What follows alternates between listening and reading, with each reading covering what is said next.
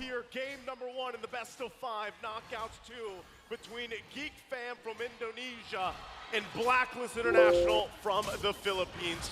Who starts off on the right foot? Yeah, so you see here, actually, they put a little assistance there, Yue and Renegade, on being able to clear that purple buff for Sensui a little bit faster, just so he can match up to the clearing and rotating speed of that Baxia.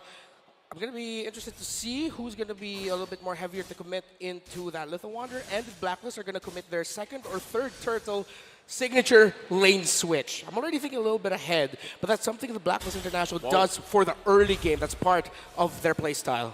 So Yue already taken a lot of, aggression early on against a boy, and in a way, I feel like a boy is even someone that kind of falls under the radar a little bit with a lot of these just star players so far that you're seeing kind of unfold here, build their own kind of legends in their own right. But so far, as things kind of unfold, right, anything emblem-wise that stick there on cue. Does it anything that sticks out here, Renmar? Well, actually, you're seeing the EXP laners now doing a very popular thing, picking up Rupture. They really just want that instant gratification already for the early game, the damage that they can dish out. So these two teams are going to be watching out for the respective EXP laners. But more importantly, so Blacklist International need to watch out for Luke, because if they allow him to just freely hit his ultimate, those 3 strikes are going to surprise Blacklist, and next thing you know, they're going to be forced to go back. I think as we take a look at this too, kind of things unfold, it's just leading into that first objective. This is one of those games, one of these teams that they take it slowly, right? Lead into these objectives. We already saw the breakdown between the Lord takes. Now, again, you're against Sensui. You have to be able to go ahead and take on this turtle dance later on. But look at him topside. We'll have Marky with the 1v1 right now. Blazing duet. First blood for Marky 2 minutes in. Turtle pit still going on, though. Wow. So with that, GeekFam's going to get the first blood. They force out a flicker from Edward. Oh, another one! GeekFam popping off quick in the first few minutes. Well, this is what we're talking about. Number 1, you got to be stone cold in this series. You can't be a little bit too eager, just like what Oheb showed there. Market hit level 4 just in time, but now there's an invade by GeekFam. GeekFam taking the orange buff. Sensui going to be denied of that. We're literally 3 minutes in, and this is something I was a little bit worried about. Blacklist does have a very soft mid-side for the laning phase. GeekFam are going to be able to punish that if they want to. Yeah, you mentioned it, the key thing, that very squishy, double major support style of roam and mid duo. When you're up against a Valentina and or Ruby, you saw there actually in the bottom lane, in the EXP lane of Edward, how a simple 3-man rotation by GeekFam sent Blacklist International back, forced Sensui to reset the turtle, and the fact that Oheb lost the 1v1 to Marky, now going all the way back to what happened in the bottom lane, Blacklist just had to give up control of that turtle and they couldn't contest, but that also meant they were susceptible to getting invaded, because GeekFam are confident to do that with the turtle shield buff. This is crazy, right? GeekFam, they're playing at a different tempo than what we've seen at least previously. So even a boy with this, he's going to be fine. He has the heart guard himself here to work around. Takes a couple shots, but this lead so far that GeekFam has garnered themselves is going to transition really well. You see Marky already picking up the DHS. Niall going to go into the hunt right now. Okay. Oheb up against Marky once again. Heart guard comes just in the nick of time, but GeekFam are not done yet. They're going to push under the tower. Bloisky with the I'm offended, and Oheb goes down. It's 3-0, 4 minutes in. GeekFam controlling the game.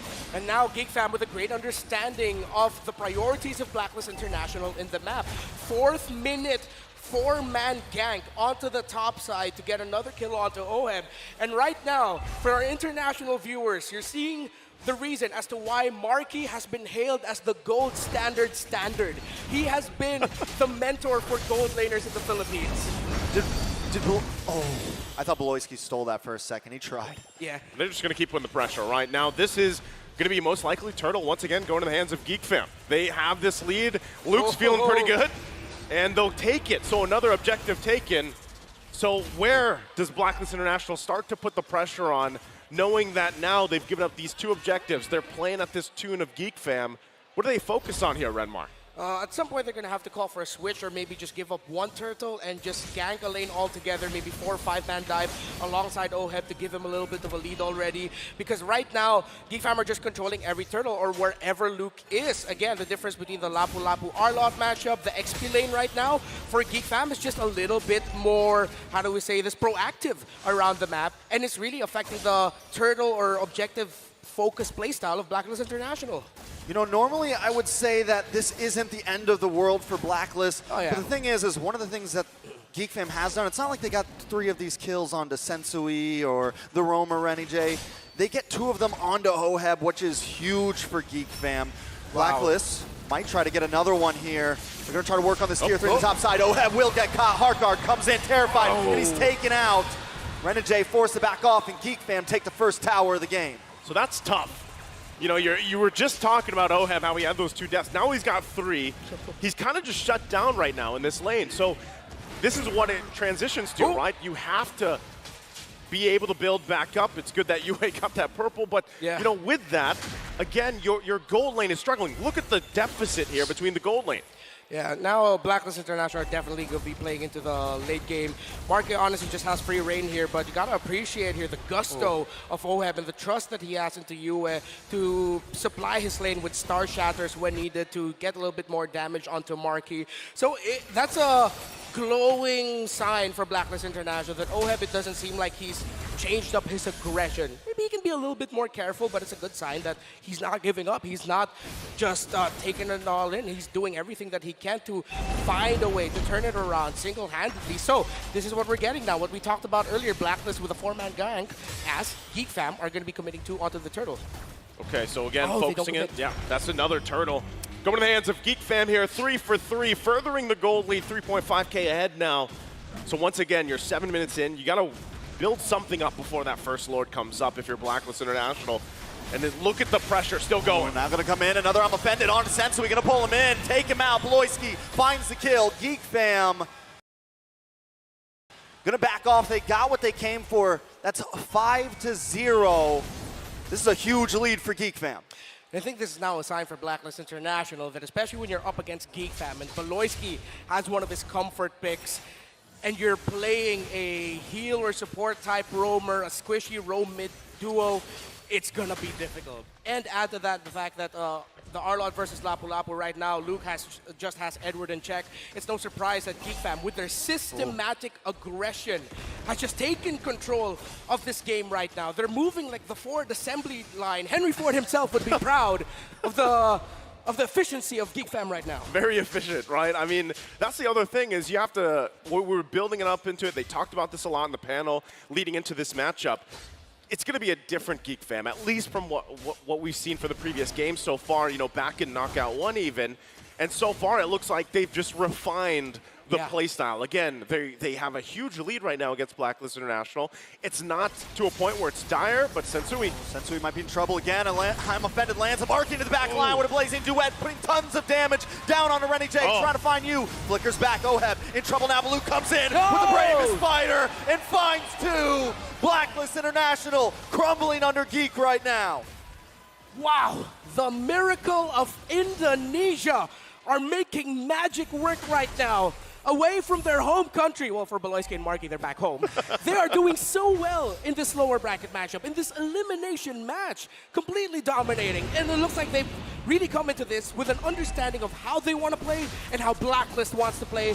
And they're just taking control. And what they're doing so well right now is they're combining, you know, their team fight, their 5v5, clean mechanics, but they're also adding the macro level. They've been attacking the off lanes. They've been suffocating Blacklist so well. And with that Lord taken here, once again, objectives clearly all for GeekFam. There isn't even a single turret down just yet for Blacklist International. They're going to have to find some way, somehow, to get movement, space around the map at some point, but right now, it's just trying to catch your breath, right? Again, looking at the gold lane specifically, OHEB is just not where he needs to be to even provide. When he gets the crossbow tang off, it's most likely not going to even get rid of anybody. So still, how much time do you buy here for Blacklist?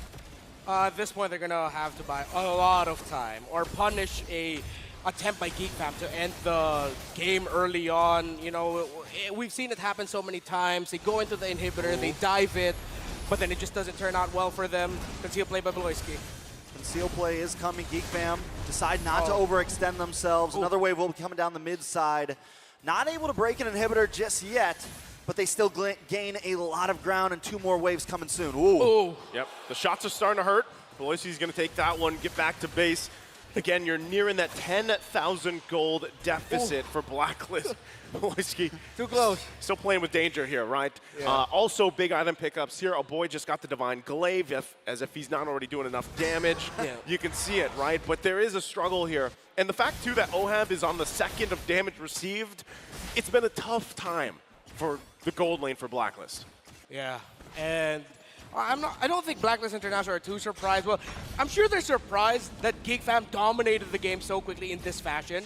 But I think they went into this game, especially after the draft, that they know that they're going to have to give up some mid-game, early game control. That is going to be GeekFam's game early on, and then they'll just slowly build up and ramp up from there, try to get a counter punch. But GeekFam respected that. They didn't allow Blacklist International to get that turnaround moment that they were looking for, especially in the earlier skirmishes. So now it's just going to be full turtle, and by that we mean full base defense as US still securing that purple buff for Blacklist International. He's been on point. I feel like at this point you can add a sound effect to the Star Shatter as it's flying. It's just going US. Probably, right? But what he's got to do is obviously he's scaling pretty well. And as the game goes on, let's just say 5-8 minutes from now, if this is still going on, then some of that poke potential from UA is actually going to play a course in a lot of these team fights leading on, right? But right now, it's just, like I said, 10,000 gold deficit. There's the Wind of Nature being picked up. Is that the sign now, Renmar, where, okay, we can at least take a little bit of shot here to actually fight, to contest? We have a Heart Guard as well. It's 28K to 38K, and about to get there. I think even with a Wind of Nature, it'll still be a bit too risky. So at this point, Blacklist International counterplay looks good, yeah. I mean, honestly, I feel like the only member that's honestly a saving grace is UA. He's the only one that has gone deathless so far. He's been able to farm. He's been able to use the range of that meteor to farm purple buffs, to farm some waves here and there when the rest of the team can't. GeekFam should be able to get this Lord uncontested. Blacklist deciding to go for the upper lane, deciding to macro a little bit, and then turtle back up. Yeah, again, they got to get some space to work around, right? Even if it's just one turret at a time, that's really where they want to focus. And as they kind of get situated here, they're going to have to defend now. Once again, second Lord of the game. You know, high ground defense-wise, you can expect that GeekFam has the tools they need and the lead they need to actually force a fight, even if Blacklist doesn't want to. Yeah, this is what we call throwing bodies. Yep. Like, GeekFam can literally just throw bodies and try to end it here. They still have to be careful, but it looks so easy for them. Speaking of throwing bodies, a big I'm offended locks on Oheb. The Heart Guard able to maybe save him. He's backing up, he's kiting, he's trying to get away. They're chasing him down, but he's still able to pull it off. Oheb, a boy, flickers back in. Oheb over to safety. The Lord is coming into the base. Geek decide to switch lanes as Niall keep 2 members distracted. Who's just gonna keep home? Gonna let Oheb go back. This might be the end for Renegade. The Lord is gonna crash in. GeekFam ready to break through. Luke looking for that big hit onto the backside. Someone go away. Bloisky goes down. Sensui able to find him. Marky gonna chip away at the mid inhibitor. GeekFam still backing off. They were able to take 2 towers down, still holding a large gold lead. It ain't over till it's over. It doesn't look good for Blacklist International, but you gotta admit, what Oheb and Renegade did there may have saved the sequence for Blacklist International, buying enough time, making sure that Niall wouldn't be there, and that meant Bloisky had to be the main front line for GeekFam in that scenario, and he falls in a Blacklist. Can they find a window to somehow break a turret, to find a few more resources to turn the game around, or is GeekFam still going to continue applying the chokehold? Still a strong chokehold, right? 12,000 ahead. And once again, Blacklist International has no space to move around with. They don't even have a turret at this point, but if they can still survive some of these fights, punish a mistake, they could possibly at least get a body or 2, but look at how much GeekFam wants. Dive, Bravest Fighter lands on a Sensui. The stun connects and Sensui goes down. GeekFam Don't come out just yet. This is still our jungle, but a boy gonna get caught off. Four season winner Crunchy on Marky getting free shots. The Terrified and Edward taken out. 2 members of Blacklist fall. GeekFam still inside of the base. A wave of minions closing in on the top side. Oheb maybe gonna get a hard guard here. Marky gets a hard guard for himself. He's gonna lock onto the base, and GeekFam against the odds take game number 1. A very strong showing here for GeekFam as they come out refined and ready to go against the home crowd, Blacklist International. They start off the series hot, stone cold. Our GeekFam, if the Filipino fans of Blacklist thought this would be a walk in the park, GeekFam had other plans today. What a run. What a run. What a run. This is game number 1 in GeekFam. I mean, we thought they could win, but like that, 12K gold lead at the end, and you guys talked about throwing bodies. They were literally able to do that. It didn't matter if one of them went down. With such a lead, they could just lock onto the base. A beautiful heart guard there to make sure Marky could just unload. It's weird because, you know, a lot of people were contemplating, again, the change roster-wise, right? How is it going to look? Man, you know, I love that Niall was back too. He was very decisive, but Marky in the gold lane once again, very aggressively playing against Oheb in the early game, punishing him, getting those couple kills and working around that. That's really where that momentum started. We talked about Blacklist International being the snowball-centric team. Well, this time they went with the, you know, heel man. Yeah. But GeekFam came out swinging. Yeah, this feels like a big wake-up call, especially for Blacklist International, that GeekFam are prepared to do this. This is how they want to play. Proactive EXP lane. A gold lane matchup where Marky can just be aggressive, just on his own. Not a lot of help, and then actually getting solo kills onto Oheb, even with a hard guard already on him. So now Blacklist International need to adjust their playstyle here and say, we can't just be defensive and passive. We got to be aggressive. Well, again, to break down this game number 1 that was heavily in favor of GeekFam further, let's go ahead and throw it to our panelists. Mirko, Leo, take it away.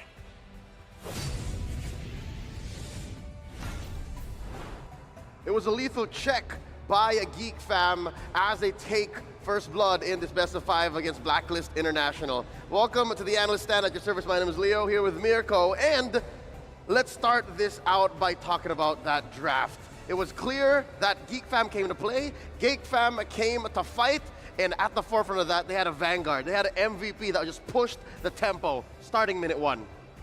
For sure. I mean, firstly, I want to bring it back to the draft itself, right? The way that Blacklist International drafted for themselves, it really felt like they were really focused on creativity. But then they got a bit too creative with their flex picks. Meanwhile, on the other side, GeekFam with the Claw, super honest pick in the first phase as well to counter the 1-1. And yes, though a lot of people might think 1-1 versus Claude is a skill matchup, it really depends. If both of them are as good, I would actually have to give it to the Claude that has a bit more pressure in that lane. And that's exactly what we saw from Marky. He was able to lane perfectly here, utilizing full stacks on his passive to get that mobility, to get out of every single initiation that Oheb was trying to force upon him. And given the mobility, Marky actually, as soon as he felt it, stepped on the clutch and said, you know what, it's game time. Drew first blood early on and just gave hell to a Blacklist International. Really just softened up, tenderized that gold lane. And next thing you know, you're looking at a 2K gold lead at 5 minutes. And a good chunk of that, I'd assume, was put on to the young Marky Capascio, aka the solution. Here, I think they're past the age of problems. They're more in there, all right, we're back together. It's first day of Knockouts, day 2. Marky, at your lead. And here, he did lead. And here, he's leading his team into a 1-0 start. And again, if it's your gold laner that's having a good time, the concept of the gold lane experience came out in the group stage. Now in the knockouts, Marky's just claiming it. And if you think about it again, it makes complete sense. Marky's been placed in the jungle. 2 matches where he did phenomenally, right? The fact that he did so well in the jungle, his off-roll, has only given him even more confidence, and you can see it from the builds here, Leo. Sea Halberd into possibly a Windtalker last item. He did not even care about the Wind of Nature. No need, right? The Arlet was shut down in the early game. So was the 1-1 in his own lane. You can see that first blood by the solution, and this is the first blood, or not first blood, but the first solo kill in the XP lane as well that I was trying to talk about, right? The fact that he doesn't need to care about any of the physical damage. Heck, it even feels like he doesn't really need to care about Yue's damage here because the frontliners from GeekFam do such a good job of zoning Yue to create such a safe space for a boy and Marky. That's right. One of the few things that Blacklist had going for them was vision and map presence. Because again, the global nature of the Angela, and of course just the vision. You're looking at what? At best a quarter of the map with the Astral Echoes. Meant nothing to GeekFam because again, they were so forward, they were so fast, and they knew that they could close this gap. As mentioned by our casters, the early game belongs to GeekFam, but what if they played so fast and played just so in your face that they made it feel like everything was the early game, and they ended up pretty quick. Again, sub 15 minutes, this was just overloading GeekFam on the play this time around, not even giving Blacklist any room to breathe. And I love what Reptar said in the game there. He said systematic aggression. I really like that. It's systematic, but it's just GeekFam playing with the tempo. Right, when Blacklist International are so used to going up against systematic teams, you need to shift that tempo up a little bit through, obviously, solo kills that definitely help, but also how active they are on the map. In a lot of scenarios, you will see a lot of setup being done by a lot of other teams. For GeekFam, they sacrifice a whole lot of their lane prio to rotate faster, sacrificing their own lanes, but to get the other lanes. The most important ones being the gold and the mid ahead. Especially when it comes to the turtle setups, you can definitely see this, right? The fact that someone, let's say Luke or even Marky, was able to rotate just a bit faster with the tempo lead that they have, it forced Blacklist to a complete bad spot. They weren't really able to adapt to that kind of tempo. Which is, again, evident in when you look at their macro plays. There are moments wherein even Baloyski's hook, even Baloyski's I'm Offended would displace their core heroes. I'm looking at Centurion, I'm looking at Oheb, and sometimes you're just saying, please GeekFam stop, please GeekFam stop. Here are the emblems that allowed for GeekFam to do this. Again, you're not seeing a lot of Wilderness Blessing is because they don't really cut through the river anymore. They're actually just saying, you know what, we're gonna rotate fast. Marky, you got the sprint, everybody else go on flicker, and then we go commit hard. There was not a single, I think, not a single failed rotation on GeekFam throughout this sub 15-minute game. Not at all, and they didn't even need the Wilderness Blessing, like you mentioned, Leo. And even towards the later stage of the game, you could see that for the side of Luke, he was extremely tanky, but he didn't actually have to sacrifice a whole lot of damage. Just the Fury Hammer and the Bloodlust Axe alone was able to get him to places where he was able to dive, deal damage, zone the backline, but also stay tanky as their main frontliner with Nile. Nile on the other side, man, Leo, Nile just had an amazing game, right? Back first time after 2 matches. Damn. Looking at the damage coming in from Yue, despite struggling, not actually getting a full build, because again, a lot of the mid-game to the late-game transition for Blacklist International was on him. He did his job. He was able to deal a solid sub 50k damage, but again, at 15 minutes, it's not the ideal situation for Blacklist. And as expected, it is indeed the solution right here. Who is our rich guy? He's the one who's able to farm up, because again, if you get first blood and you're able to set up that quickly, and you're able to deal this much damage, doesn't even matter what teamfight participation looks like anymore. You're basically calling the shots from whatever half of the map you're in. You're hitting the power spikes early, right? One of the main reasons as to why the 1-1, usually a lot of people put the 1-1 over the Claw when it comes to the lane, is because 1-1 hits the power spike a bit earlier. You get that DHS, that Corrosion Scythe, and basically that's what you kind of have in the mid game. Meanwhile, for the Claude, you really need the Corrosion Scythe, the DHS, and the Golden Staff. So 3 compared to 2 to really get going. If you get solo kills on the map, great farm as well. And yeah, I mean, you can afford to actually do that, Leo. It's a matter of tempo. I think it's a matter of figuring out what your opponents are up to. And truth be told, Blacklist was caught out. GeekFam was just planning for this, and this is their usual, right? If you'll remember from Season 12 in MPLID, this is the way that they perform. Looking at the Blacklist squad, though. Again, it's now very important that we look at their mentality. This is what the Hitman has to say about going into this, all right? Their competence is top tier. I've adapted to Blacklist's level of competence up to the point that the mindset has become my mindset. Even though I have yet to win a championship, I've already developed a champion's mindset. That's the Hitman for you. That's the mindset that helped them go all 5 games against Onyx, right? Despite them losing in the first game, it sets the tone for GeekFam, but this is where Blacklist get to wake up. This is where they say, hey, I don't know what happened in game number 1. We gotta get back to that championship mindset, that championship mentality. We call it the Bomba mentality now, right? Yep, again, it's a catch-all term that we have caught up due to the media interviews that we've gotten from Kid Bomba in action later on. But now, really, this championship mentality is put to the test. Can Blacks International bounce back? Can they regroup? And again, it's going to come from the leadership of their coach. Coach Master the Basics have to go back to the drawing board and figure out how can we match up to GeekFam given that they're so aggressive. Exactly. I mean, looking at the way they drafted earlier, focusing on creativity, they can go back to what works first here in game number 2 after already experimenting in game 1. Check out this video on mind games before we get back into the series.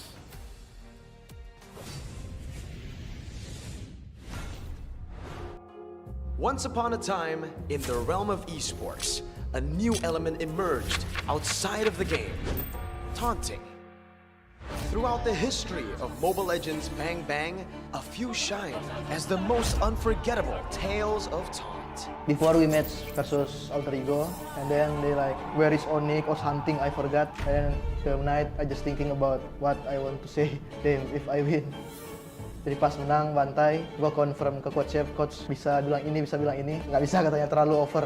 Jadi gue sebelum taunting juga konsul coach chef biar nggak terlalu jauh lah. Cuma akhirnya itu yang dapat kata-katanya itu, yang bagus. Mana Spicy Boy? Mana Miracle Boy? This is Key Boy! There's this certain clash that I felt so bad. Enemy was laughing, the fans was shouting and laughing. So I was so hyped that moment. After we win the series, I went to the middle of the stage, then sleep at then, like 2 times. I ada taunting tim Filipin dekat MPLI. Tapi sebenarnya bukan taunting sangat pun, cuma mau kepada statement yang nak kata kita bakal menjadi Philippine Slayer. Reaction mereka ramai kecam. Satu dunia tengah kecam Zon waktu tu, termasuklah Malaysia sekalipun. But why do players engage in such acts? Among the many reasons, one of them is to play mind games. I think that's a mind game to you put a lot of pressure on your enemy. Sometimes it triggers the angry side because when our emotions take control of us, we lost our common sense. We can lose the aftermatch more fast. Siguro para ginagawa lang nila yung mga ganong bagay na nagtutunt sila para mabawasan ng moral yung kalaban, para ma-demoralize ganon. Tsaka dagdag confidence din sa kanila kasi panalo sila tapos nangaasar pa. Before I doing some taunting to the enemy, I always got the confidence for me. That's why I do the taunting, so it helped me a lot. Sometimes saya rasa saya nak spicy sikit. Saya akan membuatkan isu ni lagi hangat. Tournament ni lagi orang tengok lah sebab ada drama-drama sikit. Of course, not all players can be swayed by such sorcery. Pra mim não faz diferença, eu fui jogador profissional de futebol no Brasil, então torcida ou farpa, pra mim não faz diferença. Just beat them, you know, it's all about the mentality, you know, if you get killed by them taunting, then you're weak. Why you play M5? Go home. Be wary though, for the taunts must never spiral out of control. Benda-benda yang sensitif, rasanya itu macam dah melebih lah. Rasa macam itu bukan taunting, itu macam nak cari gaduh. In the midst of a fierce match between Daresfold and GeekFam in the group stage, Niall crossed the line. He was barred for 2 official matches. In a different tournament, OHEB 2 had to face the music. But I think when it comes to disrespect the person, like putting the person down, and I think that's the crossing the limit. In between AP Bren and a Geek. They're going to collapse there. Going to be taken out. A boy as well. AP Bren sends the Geeks to the lower bracket. I'm always gonna ask myself if we have full lineup against Bren, I think we have a better chance. I teach my team and my players to be humble as possible. We should be a great example for everyone. When taunting is kept within boundaries, it is merely a game of the mind. Beyond the battleground, players remain friendly despite intense competition. I don't know, I don't want to be friends with him. Stupid are you?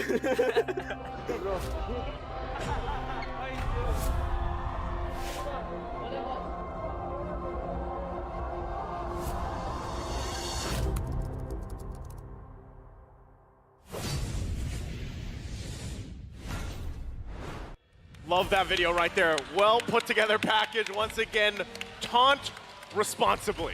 I love it. I know we we talk a lot about that, you know, kind of the concept of taunting, where it fits, what's the line, and, you know, as long as it's done responsibly, professionally, it's all part of the game, right? It's all part of the sport. It keeps the sport spicy. Nobody wants a bland, you know, grand tournament. We want to see, we love it. I love it. Yeah. But that's how we do it in NA. I don't know. Yeah, these two tall Americanos beside me are very familiar with the Boston Tea Party. Let's have ourselves an M5 TP party instead. Keep it within those boundaries. That can work too, Renmar, right? But again, drawing it back here to the matchup, we can't say one thing. GeekFam is on fire after that game number 1. They came out swinging, they came out with a job, and they executed it really well. And that makes me wonder, you know, going back to the whole mentality thing, where is the mentality right now for Blacklist International? They talked about it a little bit in the panel too, and I'm wondering how they adjust in the draft. But once again, before we head over to the draft, we want to just go ahead and welcome all you guys at home or even here, of course, in RMC to join the TikTok drops, right? Again, head over to TikTok, watch M5 there. For 5 minutes, you're going to grab yourself a TikTok viewer chest. If you watch for 20 minutes, you'll go ahead and get a deluxe chest. So grab them while you can, because there's only a couple days of M5 left. Now, bringing it back in to what's ahead of us, gentlemen, right? The matchup game number 2. I think that's the biggest question, even for a lot of the agents out here, is, you know, what is the plan, right? How do you adjust? Because we've heard some of the, you know, things out there about drafting specifically. And this plays a big part of it, especially as you approach a game after losing under 15 minutes or nearly 15 minutes to such a big lead, right? So Renmar, what are you at least expecting here as they approach the Game 2 draft? Well, I think these two teams now are really going to turn off the idea of maybe going for an Angela priority first pick. Not to say that that will instantly spell doom, but based on the drafting pattern that we saw, and it seems like these two teams, especially GeekFam, are very familiar with each other. I don't see an Angela first pick slot being drafted to the point where, in the first phase, where it will work. Not to say that it's impossible, but more of like it'll be difficult to make an Angela first pick work in this scenario, but let's see. Definitely tough. I think Renny J needs to get maybe moved to be the hitman, not the heel man. Yeah, a little bit more. He plays so well on the Matilda. He plays so well when he's able to be aggressive, be in the enemy team's face. And that time he had to be more passive, and GeekFam knew that. They smelled the blood in the water, and they moved in like sharks. Yeah, again, when you're talking about, you know, personalities and especially of teams, like play styles, right? It's always great to be able to switch things up, approach game to game, but really you're hoping, at least for this one, for game 2, you acknowledge, you let the hitman choose a hero that allows him to do that, right? But even looking at that quote that we saw earlier, like, he has adapted this mentality, the championship mentality, which has actually, if you've been watching Renegade, for example, throughout his career, has developed, it has grown extensively, you know, up to this point where he is now well fitted in the roster of Blacklist International. So, once again, we'll see how all things change as we get into the draft for game number 2. Again, GeekFam up 1 in the series, the best of 5. What's at stake? You're out of the tournament. So, again, Blacklist International wants to even the stakes here 1-1 in the series. It starts here in the draft. See who goes into what side. Is it going to be similar to earlier where Blacklist went blue and then GeekFam went red? Or will it be a switch? It's going to be similar. Similar bans, actually, across the board, except this time, instead of a Bruno ban, it's a Baksha ban here by GeekFam. So just a small adjustment. Valentina, first pick, will get one of the signature pickups. What makes that Baksha ban so interesting is it comes from GeekFam, so it immediately shows we're not going to run the same thing as last time. We're going to switch it up a little bit because we know Blacklist is going to switch it up most likely. So we want to keep them on their toes, and I think it's a great play. Even just starting in the banning phase, they're kind of getting in Blacklist's head a little bit. It's funny with this too because, you know, we were talking about Renegade specifically, but this also allows Blacklist International to be a little more decisive, right? You pick up the Valentina, goes in the hands of Yue, and then you take an Akai. You still play the utility game against the Fredrin. And then the next pick, the Matilda. There we go. There it is. Now we're getting the faster Blacklist.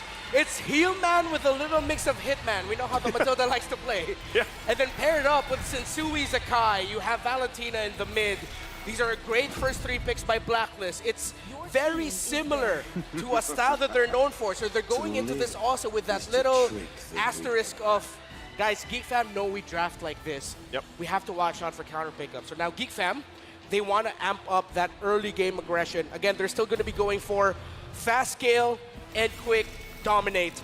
Faramis, Fredrin, Bruno are 3 picks that do that very well.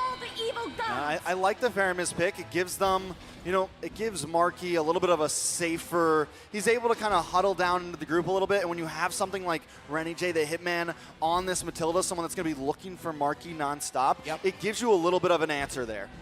That's a classic matchup, right? Valentina, Faramis. It's going to be NetherRealm versus NetherRealm for the most part, right? Yeah. And especially around these later objectives. But this is already a great start because even just rotation-wise, Blacklist International has to get going, and this is the best way to do it. You have a Matilda, you have a Valentina able to help extend those fights. Now, my big question, once again, is what do you put up against the Bruno, right? Statistically, throughout M5, we've seen the Brody versus Bruno matchup. Well, we know where that falls statistically, right? It's still favored in Bruno, but again, we also see a lot of Claude popped up who, you know, right now is not banned out either. I think something great here for the side of Geek, pick up something like the Tigreal, pick up something like the Minotaur. So if Matilda tries to come in, you have an immediate answer to that. Because the thing is Blacklist wants to get into the midst of them all and just cause mayhem. So GeekFam, I think, need a strong answer for that. Yeah, and now it's interesting that the GeekFam are still respecting the 1-1, and there, the Minotaur actually here was taken out by Blacklist International. You still have very strong EXP laners in Paquito, Khalid, and Lapu Lapu open. All of those, honestly, can slot in very well for Blacklist International, but then at the same time for GeekFam, it's they can also just choose between those. If I'm GeekFam here, just continue that. You want to get someone who can fast clear, like this, exactly, just like earlier. Fast clear, rotate, go for it. Blacklist might play the same way. Paquito Khalid is available, but if they want to keep things super interesting, maybe play a little bit more macro, you might see Agent Zero's Benedetta. Ooh, he goes to Benedetta. Yeah, and then maybe Claude here. Yeah. Yeah. I think those are both good picks, but still, even with the fact that Khalid is open, we saw how that plays a part, but always you have to consider the fact, too, you got to work with the heavy spin, right? You don't want to end up pushing things out. That's the Charizla. There's the Riz. He comes through. This is a constant pickup. You can see the win rates here. It is 51%, but he's almost in all these series so far through the course of M5. Now, once again, this allows you to kind of set things up really well. What do they throw in the gold lane here? It's going to be Iksha. Oh, interesting. All right, so GeekFam. Oh, and instantly a Grok. It really looked like GeekFam read into that so quickly because the moment that Iksha popped up, quick pick, boom, wild charge. Yes, it seems like they were so ready for it because right now, that Grok pickup was so good because, yes, you have the Lapu Lapu, but you need more help to dive the back line. Yep. And the Grok was just a perfect pickup there. So now, Blacklist are going to need to be super systematic about this. They need to peel for the Iksha really well in those team fights. But then now at the same time, GeekFam have a lineup where they can continue their same strategy and playstyle from game number 1, where it's just go into the jungle, fast clear, steal contest, and then rinse and repeat until you're dominating the game. Well, once again, both lineups locked in here. Agents, you gotta cheer for a Blacklist International if you want them to get the one. Even it out 1-1 here against GeekFam after what we saw from the previous game as we go into the Land of Dawn in game number 2. All right, starting this off 0-1. GeekFam in the lead. Can they do it again, Renmar? Well, they have the lineup for it, but this time it's not going to be as one-sided in the early game as we saw from game number 1.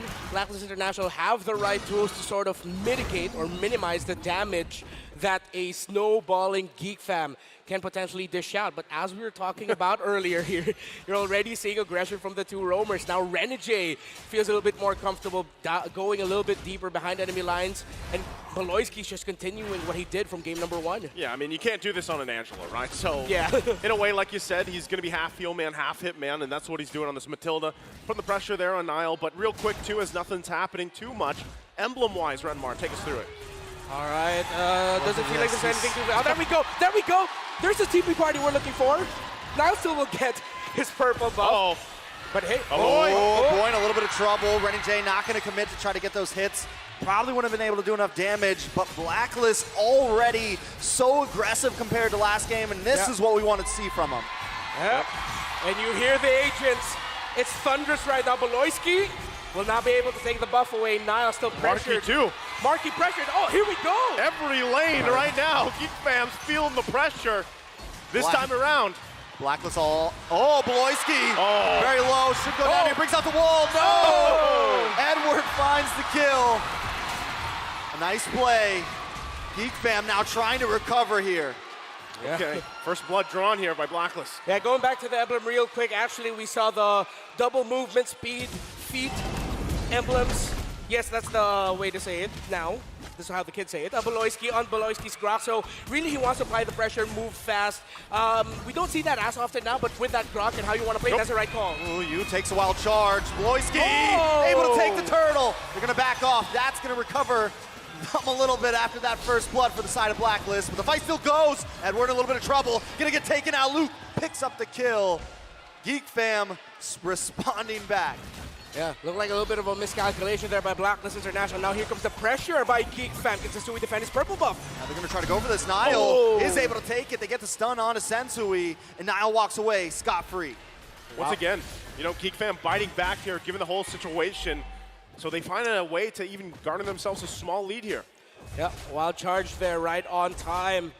And it looked like in that last one after that first turtle, it looked like Blacklist, or at least Edward, wanted to commit, but Blacklist looked like they didn't want a full commit, so he goes down. They lose that control around the center of the map with a key figure going down, and then that means Sensui was open for the invade. So again, GeekFam is just continuing their playstyle and trend from game number one. Blacklist International are matching it, but now we're seeing one of the strengths of GeekFam. They're so good at those post-engagement team fight, the counter go as we call it. Just when you think that teams, hey, they won't counter go in this scenario, GeekFam will say, hey, we do, and we'll make it work. Yeah, that's a big part of it. Oh, bottom side, Edward. A little bit of damage on Edward, gonna get stunned up. The Appraisal's Wrath, and Edward is smashed down. Luke picks up the kill. Beloyski now in a little bit of trouble. Renny J, the hitman, trying to take him out. Undercover in the enemy jungle. Can he get the final hit? No, Renny J decides to back up. Gonna get pulled back in, a boy. And a little bit of chip damage, but both teams disengage. So now we're seeing here GeekFam's adjustment. Luke is playing out of his mind here, folks. He is taking it to Edward, and at the same time, GeekFam are committing rotations into the XP lane because they know that when you're up against Blacklist International, one of the things you do is not just in the draft, but in-game, make sure that Agent Zero has a difficult time, because then that means the rest of Blacklist International will also struggle. Yeah, still, Turtle going to be up here. Beloyski. Beloyski maybe in a little bit of trouble, does not have the wild charge. Full barrage comes out. Oheb forces a flicker back though. Luke with the bravest fighter. Locks on, onto you, gonna keep him at bay. Sensui wants to look for a way in. Trying to find an angle. Edward with the penalty zone on top of Luke. Luke gets the stun. Looking for Yue. Can he flicker out Niall? Able to still secure it, and Luke gets away safely. GeekFam playing out of their minds right now. Woo! Stone cold. It's Luke. Man, we talked about his pickups. What hero you would give him? 2 games in a row on this Labu, and he's playing so well. He's still going. What? In a bad spot. Is this dangerous? He goes down. Renny J, the hitman, finds the kill. Maybe got a little too confident there. Yeah. Thought you were going to go Stone Cold Luke Austin. I like that. I like that. The glass-shattering performance by the EXP laner of GeekFam. At one point, again, that's a guiding win if I've ever seen one. Yeah. Ooh, but Beloyski wants to try to catch him off. He's going to look for Oheb here. Gets a wild charge and down goes Oheb. Renny J trying to run away here. Beloyski and a boy put out the wall. They're going to back off. Okay. Now, we see here GeekFam are actually playing in bursts, and that's what we see with how Beloyski built the emblem onto this rock and how he's playing it. And again, here's another burst of go by GeekFam, but Niall. Niall a little bit of trouble. The Appraisal's Wrath comes down, but Luke once again. He's going to get pinned to the wall. Beloyski, though, gonna start working on the tower. Luke still zoning them away. He gets a stun on it, too. Trying to get some more damage down. Gets some shield, but he finally falls to full barrage. And he's locked on to several members. It's a lot of damage. A boy unable to get away today. 2-0. GeekFam starts to decline. It wasn't a full barrage, it was a guiding full barrage. Yeah, a guiding full barrage, a flying GFB. barrage, the GFB. That's the first time I've seen that, folks. I am speechless. That was cool. It looks better than even the flicker, right? So, Yeah. hey, they made it work. Again, there's a back and forth, but still, GeekFam leading by a little bit, 1.3K ahead. Blacklist International still 2, trying to find their first turret of the game. Once again, they don't want to be in the same situation for the previous game, right? They've got no space to work around with just yet. But it looks like they actually want to go ahead and contest this objective. Third turtle, Luke jumps in. Luke continues to zone them away, keeping Blacklist at bay here. Nile getting free zoning onto this turtle. Will be able to get that free, gonna put them a little bit ahead, but definitely Blacklist. We've seen them respond, we've seen their team fight potential here, but GeekFam does not want to let their foot off the gas right now. Nile gonna try to steal this orange buff. It's a 50-50 right there. Bloisky with the wild charge, then he flickers out. Oh, Wait, what? the penalty zone locks on. Wait, no, a boy here, ready to help him fight out. Another Colt Altar, another Netherrealm, and now Boy on the run. But here comes Nile along with Marky, getting free shots down. It's a full-on 5v5 and full barrage. The response, down goes a Boy. Bloisky forced to try to get away with a flicker of health. Sentui is there, Nile gonna try to help his teams. They're still The going. UA, they don't want to let him get away. Oheb there, Nile falls. Blacklist International trying to take the game back. Folks, this is the matchup we expected. GeekFam and Blacklist International are putting on a show. And here comes GeekFam Luke still again. going, stone cold as ever. Oh! Oheb able to dance around, no! Luke finds the kill, he wants more. Edward now on the run, he's gonna get pulled back by the Shadow Stampede. You as well, Marky. flickers in, gets the shot. GeekFam, the game is back and forth, but they're not gonna let this one go. Oh, just take it in again, back and forth. The pendulum swings between these two teams. And just when Blacklist International finds a couple wins, GeekFam bites back. GeekFam, how they're playing here. We've given flowers to Blacklist International. We gotta give the flowers back again to GeekFam. Luke 3:16, I baptize you with bravest fighter, but he who is mightier than I is coming, and that is the rest of GeekFam. Time and time again, their condition for team fighting is the bravest fighter. Those 3 hits, sending back Blacklist. GeekFam says, it's like you can hear them shout, go, Baloichi's going, go, guys, go, just go for it. Hey, it works, right? It works. It's great, no matter, just like the great Rocky Balboa says, no matter how many times you get hit, it's all about how you keep getting back up. And Luke right now, willing to take punches to the face time and time again, but he always hits back harder. Lord now down to about 18,000. Sensui trying to keep the vision on it. Edward and Renegade showing up as well. Bloisky's in about half health. They're gonna dance for this one. Watch for Marky, making his way around, and Lord will reset.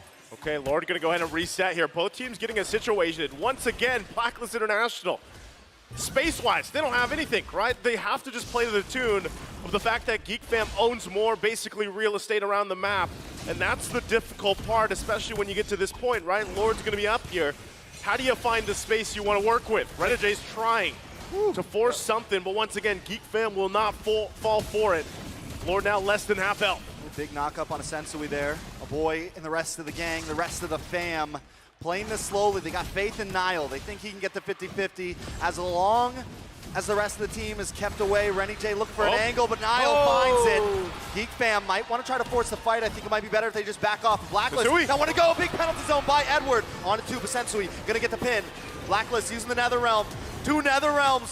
The fight still continues. GeekFam out. Rennie J forced the flicker away. GeekFam now has the advantage. Luke finds UA. Once again, he's gonna keep on going in. Bloisky there as well to have his back.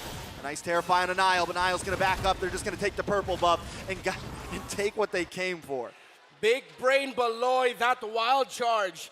Saw Blacklist set them up for what could have been a big win for GeekFam. They weren't able to get kills, but at the end of the day, they got the Lord. A surprising call there by GeekFam, specifically Nile, to just rush it to the point where Sensui wasn't even in retribution range, and I don't think even he expected that GeekFam would rush it, take that Lord just like that, then go forward. Systematic aggression. GeekFam are just continuing that again, but now as we look at the items, up to a Malefic Roar already. Is this Bruno? 3 core items locked in, but Oheb really close. Sea Halberd, DHS, Corrosion Scythe. Both marksmen still very close here. And despite it being a 5K gold lead, these two teams already have their conditions. 2-1 GeekFam. Go for a stomping lead. Blacklist International to find a turnaround. Once again, they'll be able to deal with this Lord quickly as they did. It was the first one of the game. They'll clear the lanes here too. But again, at this point, this kind of feels like that moment when, you know, when you're playing games and you have your teammates yelling at you like push, push, push. Because still, no turrets down, nowhere to work with. So you're wondering, right? Blacklist International, where do we find this movement? Where do we find the space? Where do we find the space to rotate? Who is that going to be, right? Is it we wait for Oheb to be full glass cannon on this Ixia pick and work out here? Because even Beloyski, look how much damage he's just tanking up. Yeah. But at the same time, I'm also looking at it as how much damage Blacklist International can deal now. Yue is up there in terms of being able to deal the damage. And that's something that the front line of GeekFam are respecting. So now we've seen Beloyski and Luke be actually just like constantly like going to the front line, really trying to bait out things from the side of Blacklist International. But every time they do it, it seems like the more it happens, the more health we see them losing. So at some point, it might hit critical mass, and then suddenly GeekFam are just going to be surprised. It's like, wait. We've gotten the vision, we've sent them back, but now we have to go back ourselves. Oh, Blacklist International gets to find a way to turn it around. That's something they have to watch out for. Now they're really playing around this Matilda as well, of course. But Beloyski is doing work, man. He's everywhere he needs to be on this Grok. Something else important to point out, the Beloyski curse is over. He hasn't died 7 times at all in the past 2 games, and he has been moving. Even now, he knows his advantage. He knows as long as he can keep his passive proc, it's going to be so hard for Blacklist to try to catch him off guard, and he can just stay in front of their faces right now. Slower pace now for these two teams as they just play for macro. Blacklist International finally breaking that turret up top. Let's see if this is going to be a full commit. They want to go for it, actually. Niall's alone, actually. Penalty zone with the flicker from Edward. Locks on to Niall. Niall instantly gone. Boy brings out the Netherrealm. We want to try to help his friend, but he won't be able to save the day. Beloyski from the side with a wild charge. Gets a knock up onto Edward. Luke into the backside with the Brave Spider. Looking for Oheb. Gets a stun. But wait, the damage is unloaded. Beloyski goes down. Luke. Now it's Luke against the world. Marky looking for some free shots. No way, Luke goes down. Boy, slow as well. Blacklist to turn the game around and take the second Lord. It doesn't matter if you don't have any turrets, you're down multiple thousands of gold. It only takes the one-team fight, and Blacklist did it. Like the Viper returning in Survivor Series from out of nowhere. Just like that, tables have been turned, and RMC are electrified yet again. And that came off of information that Beloyski was in the top lane, clearing minion waves. Blacklist said, we go for this now, and we turn it around. And what a great play at that. Niall all alone, they were able to take him off, and that was it. Luke goes for another, balls against the wall play there, but ends up getting caught off guard. Blacklist with the game back in their hands. With that, they're going to go ahead and grab a couple more of these turrets in the tier 2. It's now GeekFam's turn to be on the defense. Backs against the wall here, but one thing's for sure. They have all the items they need to actually win this team fight as they get prepped up for the defense. But it will come down to playing around the full barrage from Oheb like we saw previously. Can they keep it together as the Lord marches in? All right, Blacklist International. Do they play this safe, or do they go for a huge play? GeekFam definitely going to play it safe. They just need to get the Lord out of here. They've only lost 1 inhibitor, but that will give Blacklist International an advantage over the map. All right. Okay, Blacklist International can actually continue applying this pressure so they can get inhibitors, as we mentioned, get resources, start choking out. Oh, there we go! Penalty zone into the backside. Beloyski gonna get the wild charge on the tower, but the full barrage comes out. Luke trying to dodge it, trying to get out of range. Wow. GeekFam with the Netherrealm, able to survive, but still lose 1. Beloyski off the map. That's literally covering fire. Yeah. Like that full barrage covering fire, immortality popped on Edward, and they keep GeekFam at bay. So he stays with his life, And now the focus, this last base turret, to fully expose the base of GeekFam. As they get ready, turret's gonna fall here, and they're happy with that. Blacklist relentless right now. They've taken everything they can from GeekFam. How do they respond? As we look at the instant replay, GeekFam now have to start dishing out more of the surprises, because now we see Blacklist International telling GeekFam, hey, we can dish out surprises too. Surprise calls. You think we're going to be slower in terms of the macro? Hey, it looks like that you don't have your roamer in the Lord pit. We're going to go for the Lord. Hey, it looks like our XP laner can get a massive setup with a penalty zone. Hey, we're going to go for it. Look, your roamer's gone again. So now Blacklist are playing GeekFam's game, and they're saying, we can do better as well, better than great. These two teams are putting on an absolute show, but it has gotten to the point where they have both proven one big play might be the decider. Yeah, again, as we go ahead, get ready for this Lord take, it's going to be pulled over to Blacklist International side. GeekFam trying to get a position, but right now, Renegade just keeping the map A the best he can. Netherrealm being held by UA here. Could change the course of the fight. Lord's going to go ahead and reset for now. GeekFam can still possibly steal the Lord away in this exchange against Blacklist International. They take things very slowly. Yep. Marky's positioning also going to be crucial here.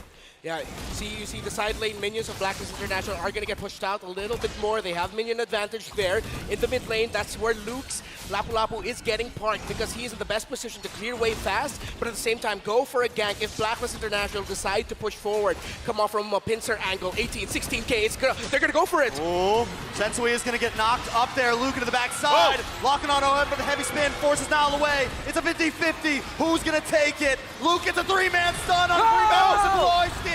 Saves the day.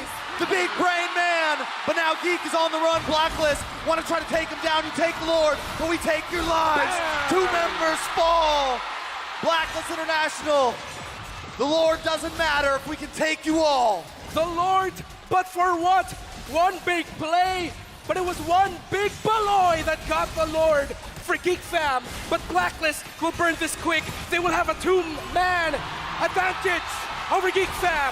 Are they going to go for this? The finish, the knock-up, the penalty zone misses. But Boy takes a ton of damage. UA goes down. Marky trying to save the day. Along with Luke, the full barrage comes out. Marky fires to the side. He's looking for more. Boy, back up. Luke there. The Shadow Stampede. Renegade looking for the knock-up. Able to lock on. Marky's still there. Sensui in a little bit of trouble. They've saved the day. GeekFam survive another wave.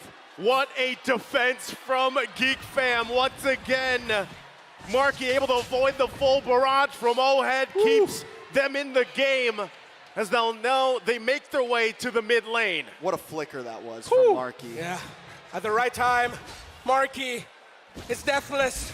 The solution, they found a problem and they have the Marky to answer it. Now, Blacklist will have to defend. The back and forth, the seesaw, the drama. Is this where it ends? Or will it continue again? GeekFam goes in. They crack down the inhibitor and a wild charge paired up with the bravest fighter. Luke looking for the stun, but he's pinned against the wall. GeekFam now on the run. Edward able to get the penalty zone, but out comes the Netherrealm. They're going to be able to get away from this. Luke in a little bit of trouble, able to dash back. Black there on the chase. The final barrage. Luke takes a shot to the face. Marky as well. GeekFam in shambles. Blacklist International changing the fate of game 2. UA finds another one. Bloisky all alone. A boy back at the base, back at the crystal. Blacklist International, you mentioned the pendulum. Well, they are the swing. It doesn't end there. It does go again. And now Blacklist have the right set unless GeekFam can defend once more. All right, can GeekFam do this? They need a little more time. Edward able to get the penalty zone. They want to finish it. The minions locked down. The final barrage just for salt in the wound. And Blacklist International takes game number 2. And it's 1-1. As we expected in the epic matchup between GeekFam and Blacklist International. We do not get Super Bowl halftime shows in MLBB Esports, but this right here is the closest we'll get sports entertainment at its finest. Two teams not wanting to back down. Welcome to the M5 World Championship yet again. This was one of the greatest games we've had the honor to cast. Once again, we're going to have this broken down further by our panelists over there on the analyst stand. Leo, Mirko, take it away. Can you believe it? In a single game of MLBB that lasted somewhat 20 minutes, we were put on a showcase of mechanics. A lot of things happened in that game that I've never seen in my entire career. It's crazy how we saw so much action across the board from the start all the way to the end, Leo. I mean, it has to start in the drafts, right? Because we did mention that in game number 1, it felt like they were just looking to be as creative as they can, that they actually shot overboard, right? They went a bit too creative. Master the basics. You gotta master it. He's done it, and I'm glad to see that Blacklist International just went back to their basics, man. The Akai into the Mathilda first phase to get a very strong trio mid setup going, and then picking the nail in the coffin, that Ixia. That's right. A lot of other marksmen were actually open. You had a Brody still out there. You had the old classic Claude to answer the Faramis, the Beatrix even for the Filipino sniper. But they said, you know what? I think we need that full barrage, and indeed it came into play here in game 2, wherein there were so many false collapses, so many feigned ults, wherein you could have sworn, oh, I should have popped the full barrage 10 seconds earlier, but it was all according to plan. And again, this was made possible because of two very key players. I'd like to think they're very strong candidates for MVP, and I'm looking at Yue or Renegade. Renegade is my choice personally, right? Because of the fact that he was able to screen so much of the map in the early phase to stop a lot of the ganks from happening, saving the Ixia multiple times as well. And it looks like I got it on the dot. The Hitman Renegade, the MVP for game number 2. 2-0 and 16. This is truly a visual representation of when the Hitman becomes a roamer. It's the perfect example of why he's so good at what he does. For you to be able to protect your cores the way Renegade does, you gotta think like an assassin. You gotta think like a hitman. So he's able to cover Oheb, and of course, even you. And maybe that's why this Valentino was so good at reading bushes, checking in and keeping people where they need to be with the Terrifies. It's because Renegade knows where Luke might be hiding, where even Marky could be hiding. And yeah, Marky went deathless for a good 20 minutes, and then it was too late after the collapse. And all throughout, early, mid to late, even after those swings, even after those comebacks from GeekFam, Renegade was on point. I love the stark difference here between the two teams, where Blacklist International, once they get the lead, they build it slowly. It's like an investment, right? Meanwhile, for GeekFam, you could see they were explosive from the get-go. They were able to get an explosive lead in the early game, but then they kept on gambling with that lead, right? Obviously, when you make these crazy plays, two things can happen. You can give the lead over to the enemy team, or you can multiply your lead by a lot. And for the most part in this game, in the early stages, that's what it looked like. GeekFam were able to snowball, but Blacklist, with the help of Renegade, every single time. Even here, Oheb did die in the end, but Renegade bought so much time just by knocking them up that it actually granted Yue a lot of space, and then they had to burn more of those emblems, more of those spells from the side of Geek. Yep, and again, the wisps that he uses to check bushes and to help reposition with the guiding winds. Again, you could have sworn that Renegade's Matilda had like 6 skills with the way that he was transporting, covering, couriering his cores to where they needed to be. And even here, towards that last clapback, right? Renegade was even making the shots. It's like, all right, I'm gonna take some hits from Marky. He was peeling here. And then, okay, let's try to save what's left. Oheb back out. There was a ball that was chasing the young prince. And then from there, Renegade just stayed on top of it. That's something I think the Hitman has in spades that he inputs into the Blacklist International mentality, is the fact that no matter how dire straights look, how desperate things are, he's always just ready to catch you, ready to say, you know what, everything's gonna be fine. We heard about the championship mentality earlier, literally in game number 1, between game 1 and game 2, and we got to see it straight from Renegade himself, the Hitman picking up an MVP and a deathless performance in a chaotic game. I mean, take a look at it again. There was so much action, 19-9 in this entire game. But what I do want to kind of point out later is one of the items here where I found it was really, really interesting, right? But we're going to get back to the emblems first here, where for me, it's the Fredrin going for the concussive blast, right? Ever since the Fredrin got nerfed, some of the base damage, a lot of junglers have then utilized the concussive blast to get better clear across the jungle camps, to get that early lead, to kind of cover for the weakness that Fredrin has right now. I'm with it. And again, if y'all are wondering how Luke does what Luke does, constantly putting pressure on Oheb and Yue, that's the build right there. The adaptive, the penetration and the early on spell vamp is key. Because if you do not build your Bloodlust Axe early, then you're going to start dying. And again, Luke kept it very close to the chest. Looking at the rest of the item builds, you're going to try to point something out here. I'll point out at Marky right now, right? Because in game number 1, we actually did give him so much props for going for the offensive route. He didn't care about the win of nature because he was able to shut down his laner. And also, on the other side of the map, the other damage dealer that was dealing physical damage was also shut down. The fact that he did not go for win of nature, I have to say, this is a greedy, greedy move by him. Going for the Sea Halberd, you did see him position really well, but at one point, that full barrage, that range, it's bound to get to you.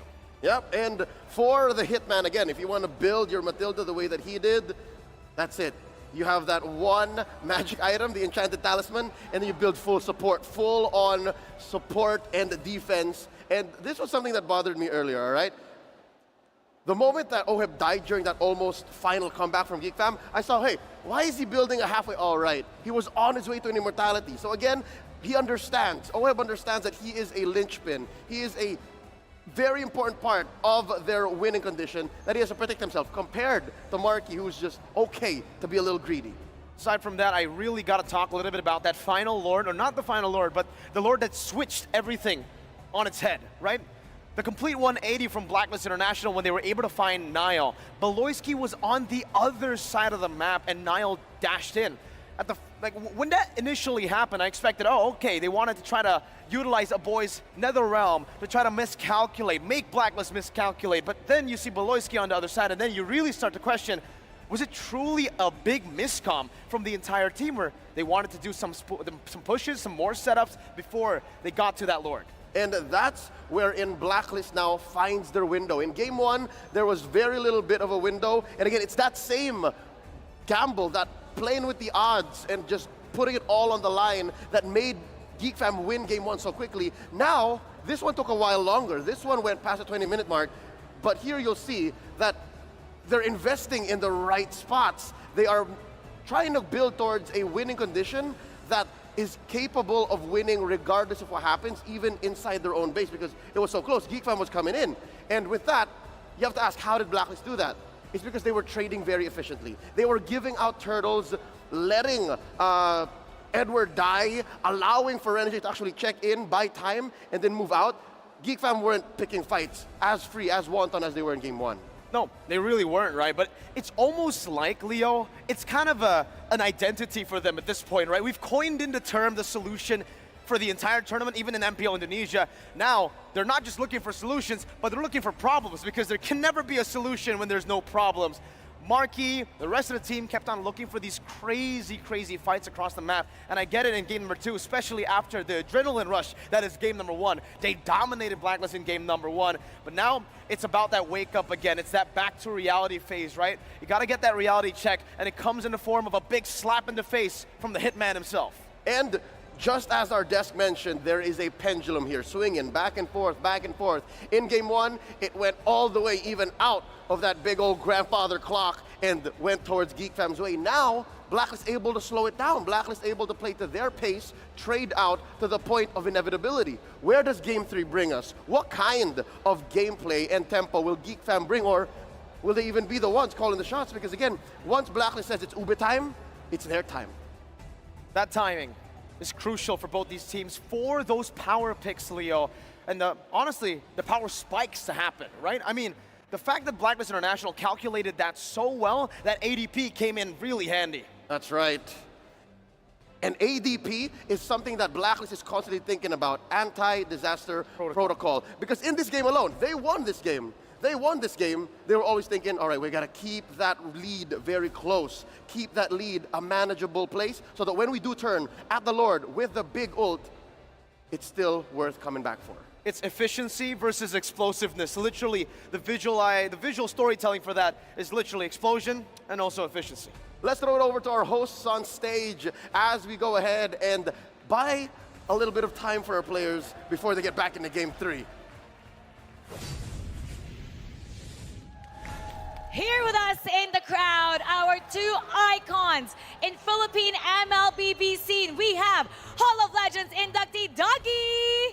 Hello po, hello po, hello po, hello po. And Run and Jay's former teammate H2O. How are you guys doing? Kumusta? Ayos lang. Ayos lang po. Ayos means good, good, Yeah. okay. So we're holding the biggest MLBB tournament here in the Philippines, the World Championship. How do you guys feel about that? I feel so excited. Kung titingnan nyo, kasi andyan yung isang player na matagal ko nang kasama. Siya naging kakampiyon ni H2O, si Renny J, and I'm rooting for them to win this tournament. Talagang tumataas balahibo ko.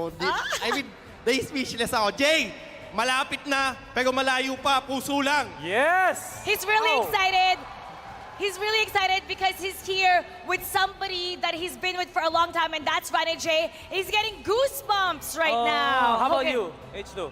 Nakaka-proud kasi tayong mga Pinoy nag-a-handle ng gantong event. Lalo na malakas yung MLBB sa Pinas. Tsaka shoutout nga pala sa kay Rene J. Sobrang proud ako sa'yo kasi layo na ng narating mo. Yeah. Tsaka yun. Again, they're just very proud of their former teammate and also player. Boss D, gusto kitang talangin, na-bring up mo na si Rene J. Ang ganda ng Game 2, important win, nag-MVP pa siya. Ano pakiramdam na nandyan, di ba? Napapanood, ayan na. Soft spot, sabi nga ni Boss D sa akin kanina, soft spot daw niya talaga. Sa akin, ibang klase. Yung combo nila ni Oheb, yung nag-second skill siya sa Matilda, tapos dagit niya si Oheb, tumayo na balahibo doon. Detalyado. Ibang klase yung mga play na ginagawa ng Blacklist ngayon. Sure ko, proud sa Isyawe. Ay, you know what, Boss D? Panoorin natin to kasi may video tayo na nakita kung paano mo supportahan si Rene J. Let's watch this.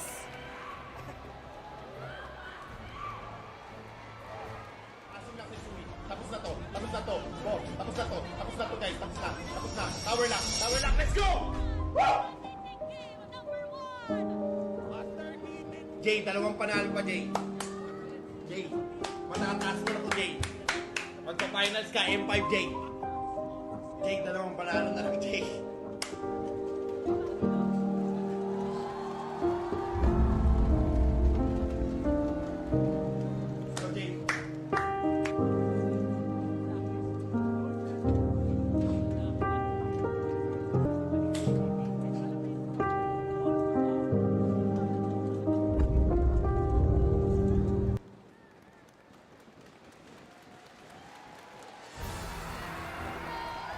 Dougie, what's going through your mind?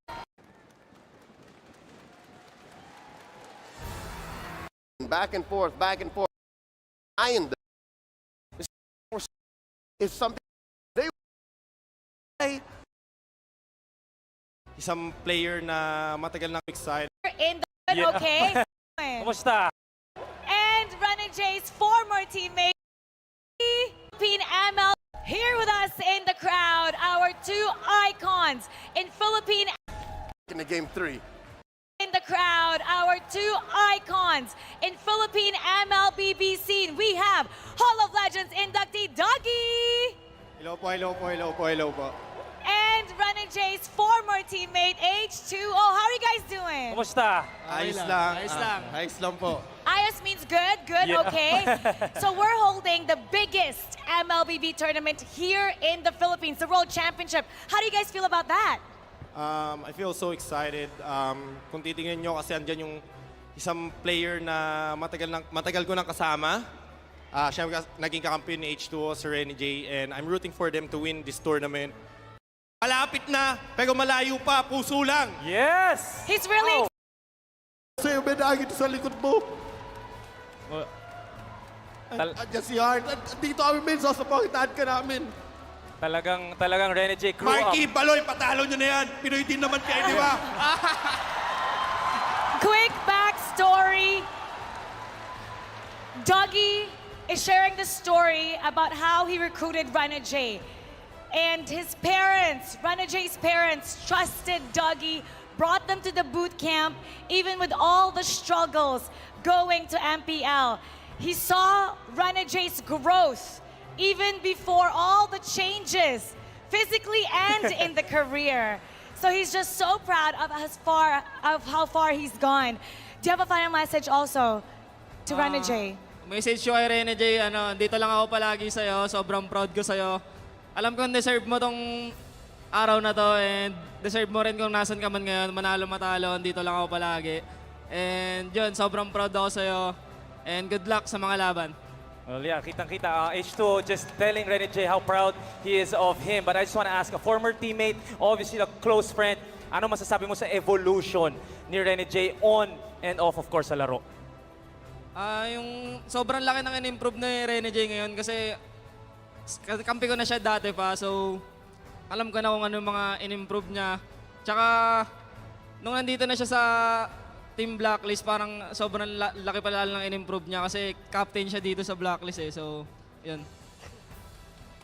He's really proud of Renegade. He's been with him for so long, so he saw and he witnessed the growth of Renegade. Even now in Blacklist International, he's grown so much. And now it's time to find out how Blacklist will do against the GeekFam. We're heading to game number 3. Here we go. Casters, pasok.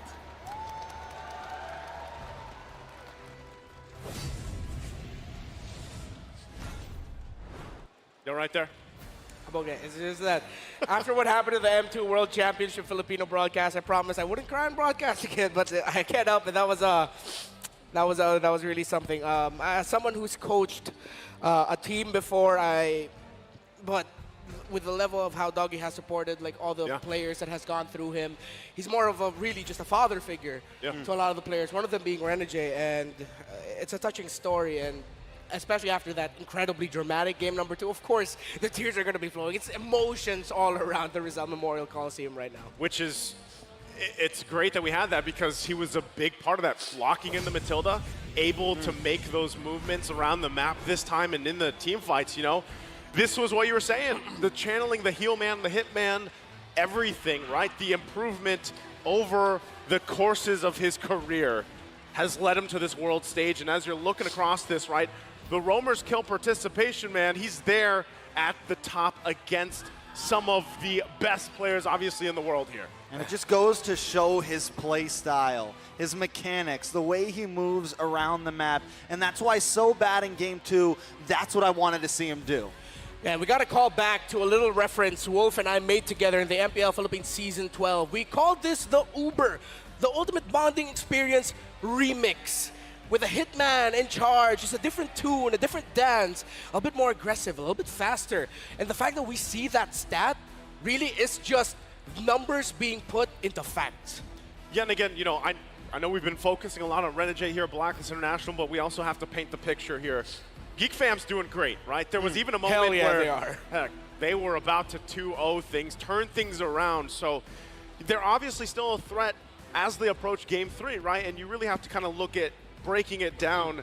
Even the fact that the way that Beloyski's been playing, you know, a lot of the times we've been talking about this 7-death thing that he needs. Well, for the most part, he's barely died, and he's still playing out of his mind, right? So I feel like as you're looking at the Roamers specifically, matching them up, they dictate a lot of the pace of the game, right? I mean, naturally, a lot of the Roamers do, but more so even if you're looking at this matchup, Beloyski and Renegade, how they kind of lead a lot of this charge here. And not to mention, again, the performance from Omeb. How will it be this time around as we get ready once again to head into the draft for game number 3? It's 1-1 across the board.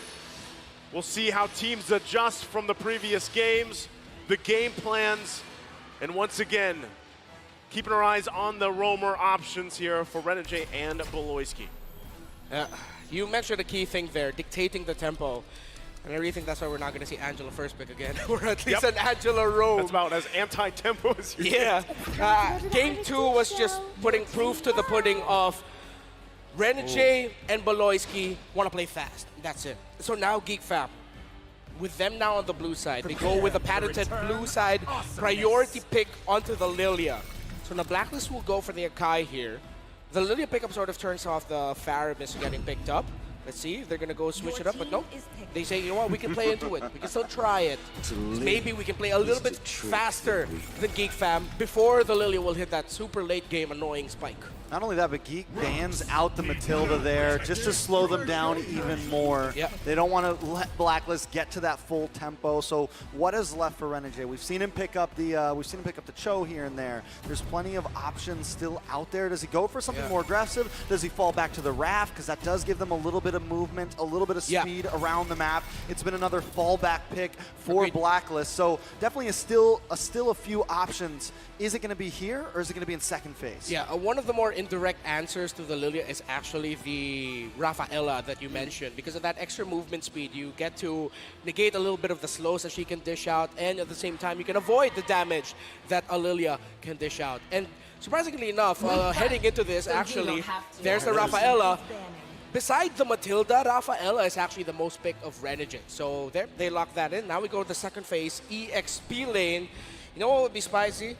If we see now Edward pick up something like the Khalid or the Lapu-Lapu for himself, give Luke a taste of his own medicine. It's interesting too, you know, the fact that the Faramis was picked up here into that first pick Lilia, right? Because a lot of times the Lilia is the answer for the NetherRealm. You deal with it pretty well, you kind of expend that, but I still like the fact that they went with Rafaela. You work around the fact that you have some extra movement speed, you have sustainability, but you know, that leads us to, XP lane. Where does the focus here? We can already see, too, some respect once again for Boloyski. They're going to take out the Ruby. He still has, of course, the Grok available, too, if he wants to go that route. Edith is being taken out. Now, are we still expecting XP lane matchup with possibly the Lapu-Lapu coming through? You already mentioned the Khalid here. Yeah. Actually, the last time we saw Rafaela Faramis getting picked up by Blacklist International up against Onyx, they actually picked up the Khalid during that scenario. They had a Guinevere and a Bruno at that time. They might still be able to adjust a pick, so it might be a remix of that kind of draft, if ever. I think they definitely want it. Khalid is definitely an important pick here for the side of Blacklist, because if they don't, it's a great answer to the Faramis. It's a great answer to that group-up strategy that Blacklist is bringing. So I think it's a very solid pick up front. On the side of Black, do they ban more? They take out the Lapu. And then what? They take the Khalid here. And all it really leaves Geek with, he could still pick up the Arlot. Could be a solid answer possibly for Luke. Arlot, Riz. Riz. He's got the Riz. He's definitely got the Riz. That's about, I mean, for the most part, if it is Khalid, let's say it is Khalid for Blacklist International, and it seems where it's going. Unless Geek bans it right here. Yeah, unless they just take it out right out of the picture. And then you're kind of looking at, okay, well, still, what is it? Arlot, Terizla being open. Could see something like Uranus come into play here. Ooh, might be tough though. A punch for a punch. Take out the Pagid. Oh, it really looks like a Khalid here. Could be last two picks Khalid. Carry might be tough, but they might like to pick that up last pick. They can go Khalid fourth pick and then Marksman into the last. If the Marksman gonna come in now, then it's gonna be a carry and then carry or a Brody.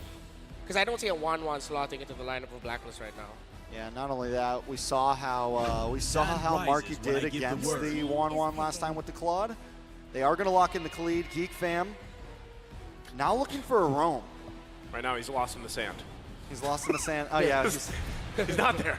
So he's got his head in the sand right now. That's definitely Khalid. So he's going to be locked in. See what the answer is once again. XP lane, still got the Terizla. Is that something you'd actually want to pick up? Terizla into it, though? Well, then, with the members of Blacklist grouping up together, but the fact that you're up against an Akai might be a little bit difficult to make the Terizla work. Scratching my head right now. Maybe they'll go to the classic Arlot route. Minotaur. Yeah. So it's Arlot Minnow.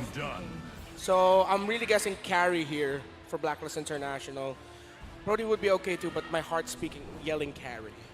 I think the Arlot's a solid pick, right? It gives a big possibility to be able to split Blacklist up a little bit, or if they are all grouped together, you can push everyone in. So there's a few answers with Luke here. It's definitely not the normal dive Terizla or Lapu-Lapu that we've been seeing him play, but still very solid. He's able to be aggressive on it. And Boloyski as well. This is something I wanted to see, something that can meet Blacklist here head on. I think the major thing they have to do here is just kind of play around the Akai, because if you dive in, as you mentioned, you get caught by that heavy spin. Yep. It's GG. As you mentioned, Redmar on point. There's the carry.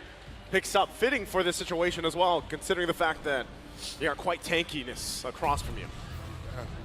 Okay, so I'm leaning a little bit more towards the draft of Blacklist International, but again, for me, the biggest factor here for GeekFam will be Beloyski's play on the Minotaur. How he plays this alongside the timing of Luke's final slashes as the Arlot might actually be enough to disrupt the Faramis-centered composition of Blacklist International. And then at the same time, with the Claude and the Baksha entering, and of course Arlot dashing around, how GeekFam executes this in the team fight will be the main determinant of who will be winning this game number 3.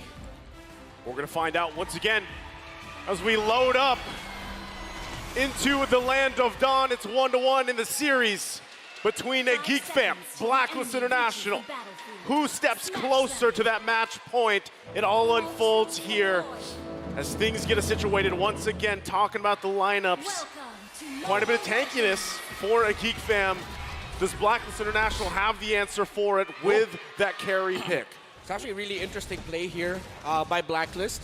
They went straight into the mid lane to get a little bit of burst down onto Beloyski, maybe even potentially get a pick off there by sending Edward there with the slashes. Not going to be able to get the kill, but they do send Beloyski back a little bit, which sort of tempers the rotation of GeekFam. Yeah, and it sets GeekFam back because one of the things I was worried about with Blacklist is they do have, once again, similar to kind of game 1, a softer, supportier mid lane right now. And sending Edward into the mid lane there to kind of already give them a little bit of a boost, a little bit of push into the enemy territory really helps back Blacklist in this tempo. Yep, I like that. Real quick, emblems, anything sticking out here, Renmar? Master Assassin of the Khalid. This is the Assassin full damage Khalid that we're going to be getting. So a Khalid that can maybe be the guy to force out the black shoes of the Lilia, one of the biggest things that Blacklist International need to do if they want to be a little bit more comfortable in the team fights. That's like typically, you know, again, when Khalid is picked up, you kind of expect Doban, Marky, and Oheb just, okay. Okay. Marky not exactly getting the better as game 1. This is going to be the second game in a row. Oheb is winning out on some of these trades. Yeah, going back to the point again, Khalid, I feel like this part is going to be very important, right? Yeah. For the fact that usually you see Khalid enter second in some of these team fights, but this time Edward might be making the initiation. As you mentioned, your whole goal is, let's get that black shoes out from a boy. Let's kind of work around that. Once again, even the fact that you have to work against the Minoan Fury from Beloyski. If that is all expended, then Blacklist International is in a great position to win some of those early skirmishes and team fights later on. Oh, look at that. A lot of damage on Edward. Forced to use a flicker. Luke looking for the finish. Heavy spin comes. Luke able to flicker to the side. Edward going to get some of his health back with that sand guard. But now Niall going to lock on essentially. They know he doesn't have the heavy spin. Beloyski there as well. The Netherrealm comes out, and now the response waiting on the final slash. Raging Sandstorm from Edward. Able to help to disengage. Luke very low, trying to back off. Rennie J on the chase, but the Turtle still low. Niall able to secure. Beloyski on the front side. A nice stun on 2 members with an Owen's Fury. 2 members taken out. Yue and Rennie J back to base. Big miscalculation there by Blacklist International. They had their heavy spin forced out in the bottom lane. That means the GeekFam relatively free Turtle, but Sensui able. That was dangerous. Oh, Edward! Here to equalize. Is he still going? Okay, no, he's just, look at my sand, man. Yeah. It's pretty cool, sand, right? nerd. Just look at it. Look right? at my sand. Did you just say eat sand, nerd? Eat sand, nerd. Yeah, it works, right? It's Edward. It is Edward. Now looking at the gold earned here, Marky, though, farming up pretty good in comparison to Oheb. Those two, for the entirety of the series so far, it's been very action-packed. Just to leave them be, right? This is the thing where usually I talk about the gold lane experience, but like these guys have their own version of it. They just duke it out in the gold lane, while the rest of the team kind of puts pressure everywhere else. Yeah. So now we're going to be seeing a Blacklist International go into the top side jungle of GeekFam a little bit. Oh, they're looking for Yue here. Does have the Netherrealm, should be able to get away from this safely, but if they can pop it out, it could help with an advantage. Blacklist, though, all grouped up at the top. They're ready for this. and right now Blacklist International are playing like a team where they know and understand the condition of we have to not necessarily win the mid, just control the mid, because that means our side lanes will be a little bit easier to deal with in terms of like supplementing OHEB, making sure Edward's comfortable with going on the 1v1s against Luke's Arlon. If you look at the items already, the Ferocious Scythe on the carry, still waiting on the, oh wait, no, there it is, the DHS. Grabbed it, yep. They just grabbed it for Marky. So still tempered right now as rotation. A little bit slower, a little bit more methodical are what these two teams are doing. Yeah, still focused in the mid lane. Ow. Again, a lot of this, you can see them kind of already getting in position. Turtle's going to be up here. Second one of the game. Both teams where they want to be. Gold laner staying on the bottom side of the map. They're going to go ahead and just not be a part of this. Turtle, take it. Niall able to take it.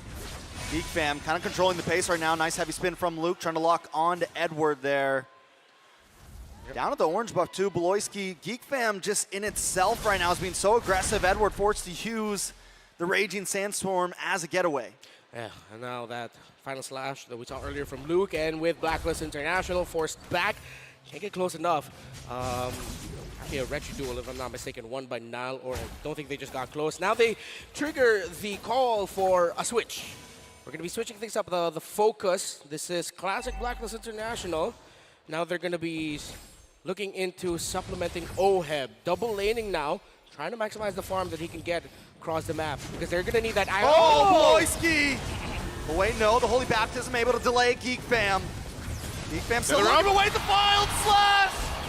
Luke making the play to change the game! Wow! Marky locked on Edward, and Edward finally drops. Sensui with a heavy spin just to try to get away. 4 members of Blacklist International fall. What a play from Luke. The final slash of the day so far, right on point there. Another chapter added to the book of Luke.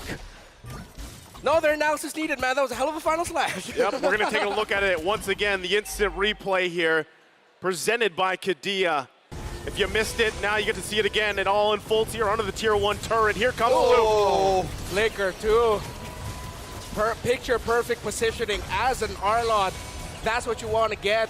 And despite them being under tower, GeekFam can just juggle bodies to ensure that they win that out. Luke, my goodness, still continuing. Oh, Renegade. Trouble. Boy. Gets through with a heal. GeekFam just so aggressive right now. Yeah, in a very quick, decisive play. Now 3K ahead, not to mention objectively. Still in a similar situation where we saw for the previous games, right? Blacklist doesn't have a turret yet. They're kind of restricted in terms of space and movement around the map. Uh-oh.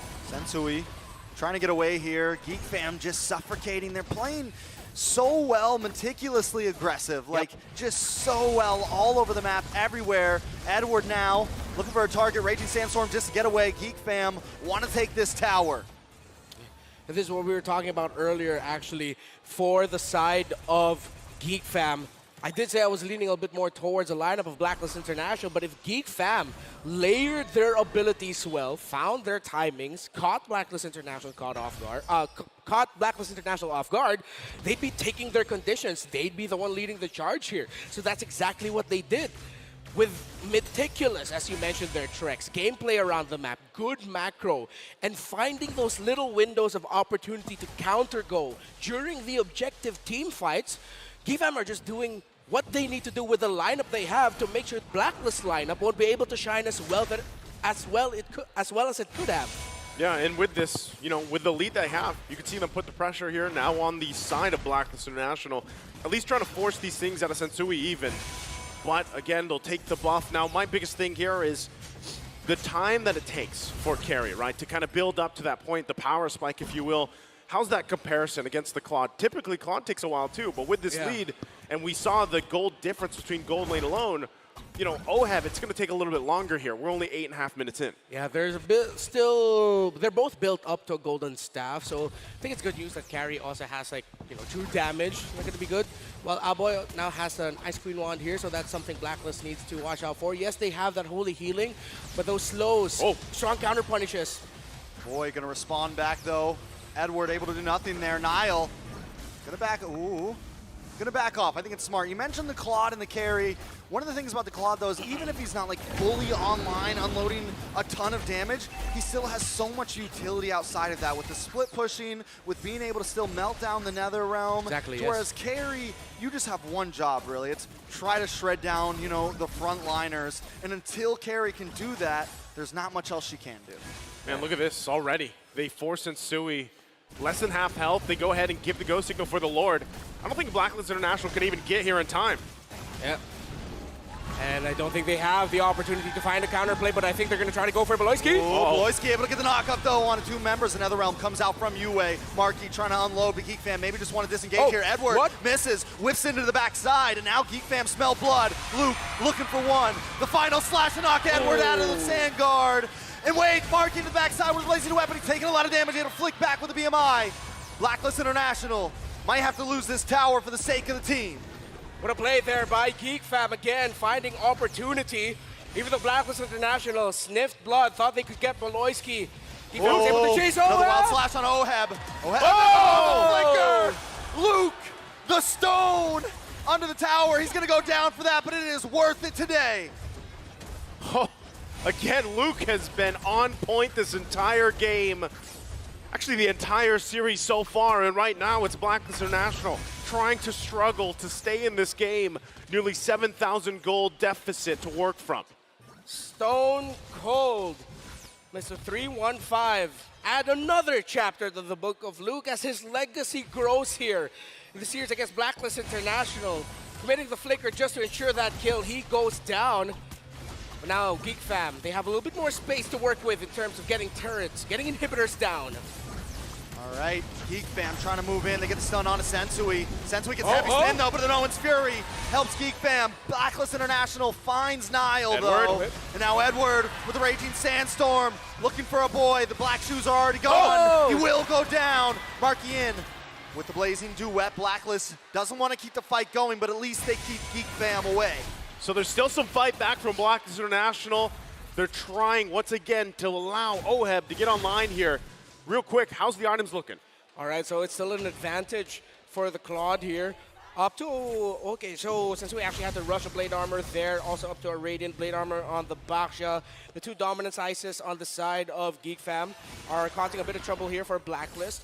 We see, I believe that's a rush into the Malefic Roar by that Khalid. So once that Malefic Roar goes up, he's going to be like one of the biggest damage dealers for Blacklist International. Well, International has to be because Yue had to go for a more utility route, deciding to prioritize the Necklace of Durance as his first item, which was understandable, and then going to a Lightning Truncheon.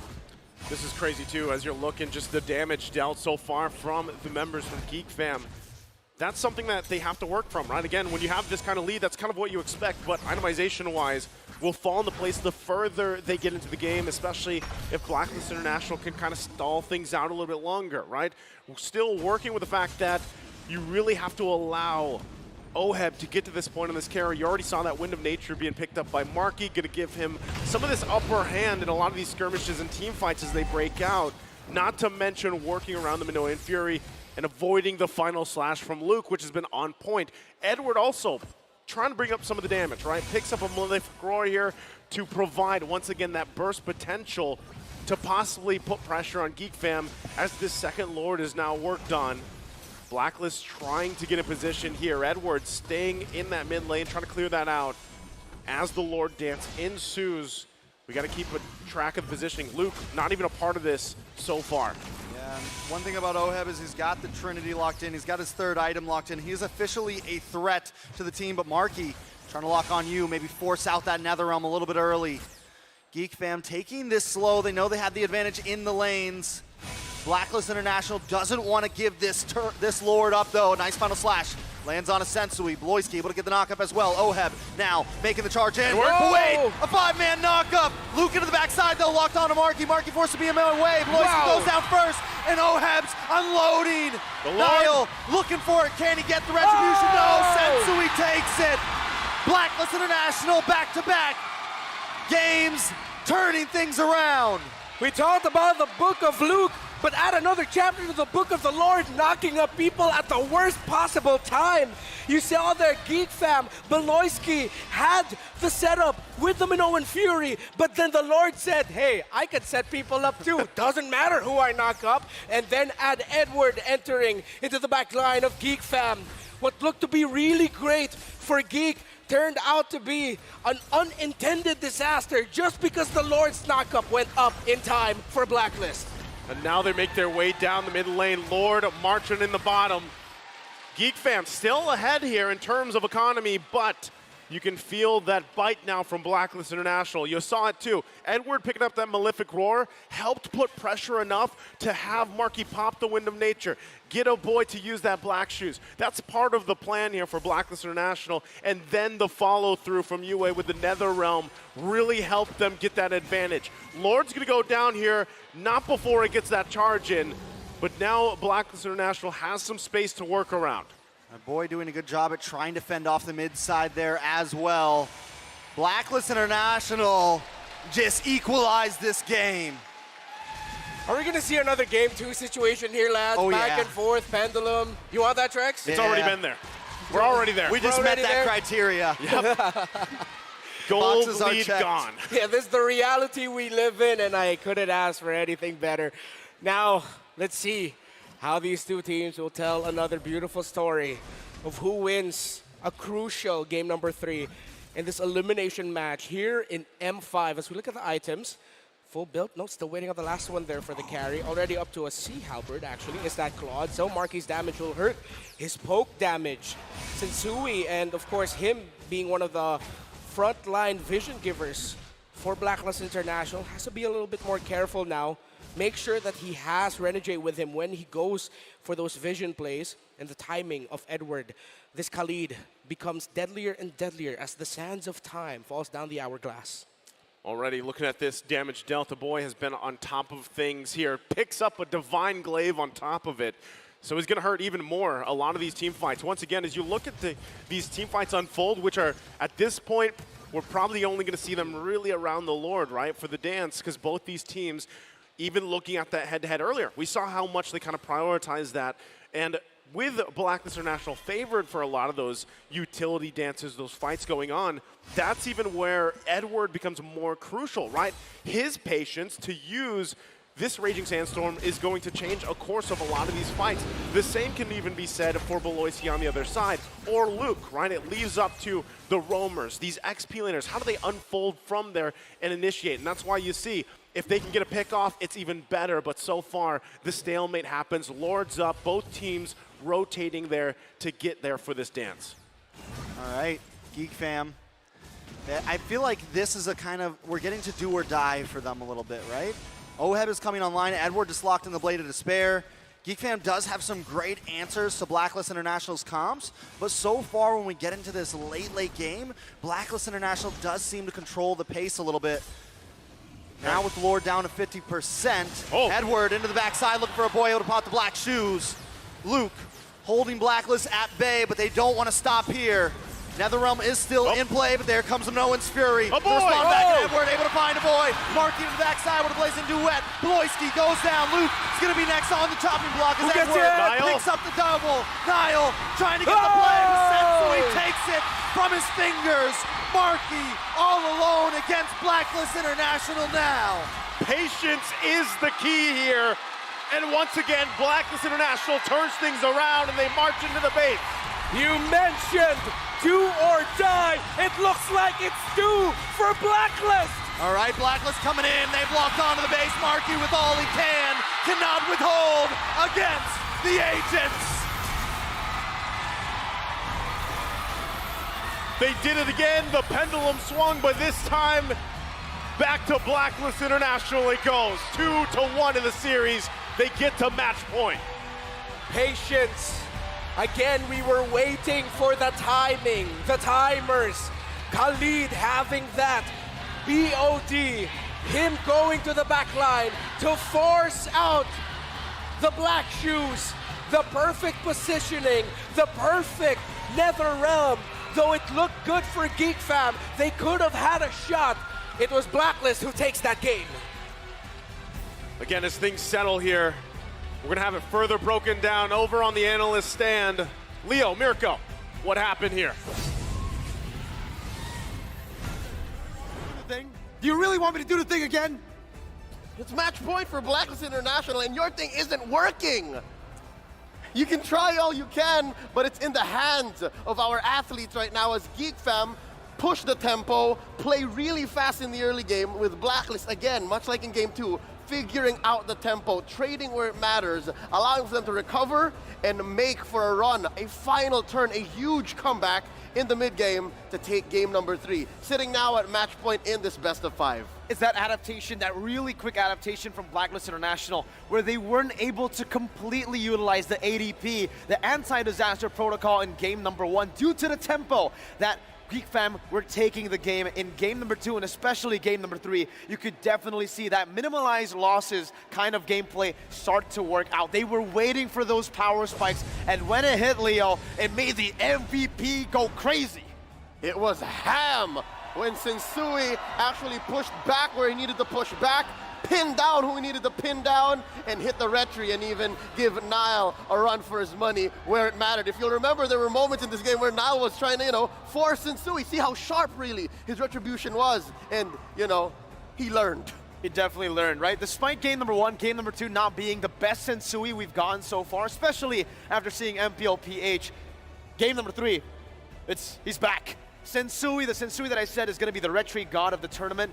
It really seems like you give him the tools, you give him that space, you give him a 50-50 even, and he'll do it, just as long as he ain't stunned down. And I really like the choice of the blade armor here for Sensui, right? He knows he's gonna get hit hard by the likes of GeekFam. Anyone from GeekFam, especially the Claude, will try to poke him down, will try to get him off and try to force out a heavy spin. So the fact that he had that blade armor, might as well. If you're gonna dish out damage to me, I'm gonna poke you back. You're liking that item build. I like his emblems, man, especially his talent.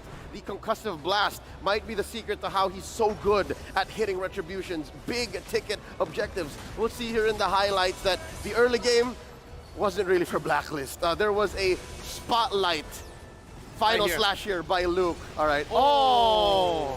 Even I felt it. Even I here at the stand, you and me were like, ooh. And this was the exact moment where Mr. Wagner himself gave Luke the new moniker. That's right. The Stone.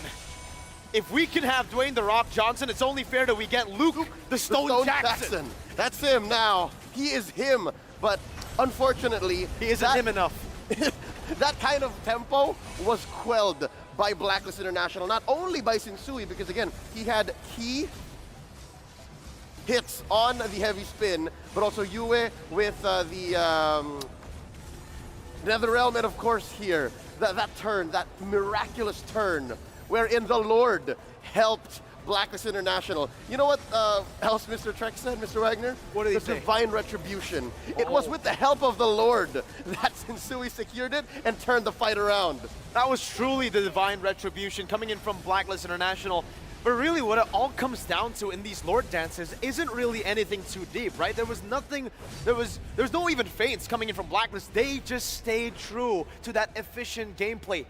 One man makes a call, go in, fight for the Lord, the entire team goes in. It ain't that deep, but it's what works. For Blacklist International, they have been more, I would say, decisive compared to GeekFam. It always seems like GeekFam are so confused during the Lord dances. They want to go for it, but then they also want to pull back and reset. And in the end, when you're indecisive, up against a decisive Blacklist International, they're going to take it from your hand. First, because again, for what, 9 out of 10 objectives in this game, it was GeekFam pulling the trigger first. But what actually matters is who does it best. And so far, Blacklist have read into the situation so well, and as you can see here, this is the Blacklist special. You put Wilderness Blessing on the roamer and the mid laner, and it's this duo that protects what matters. It's what allows Oheb to double lane very effectively, and what allows Blacklist to answer back, again, set up for these amazing trades. And I love the fact that Edward here, we also see a bit of adaptation from him.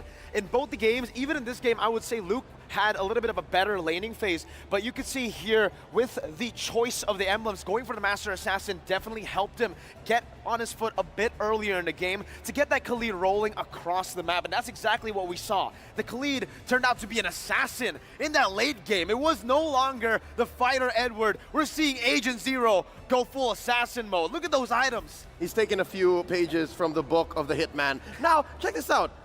Aboy, 2 of these deaths, a majority of them, if not the kill directly going to Edward, was caused by Edward. So if you want to play a Khalid the way Edward does, check it out. Get his emblems, get his items, is because it was such a lethal threat. I think the fact that he can get away with it and even survive because of the quick sand guard and the way he can disengage and engage with the Raging Sandstorm allows him to be such an important part. Because look, Luke, as soon as he gets the final slash, he's done. Edward can go in and out.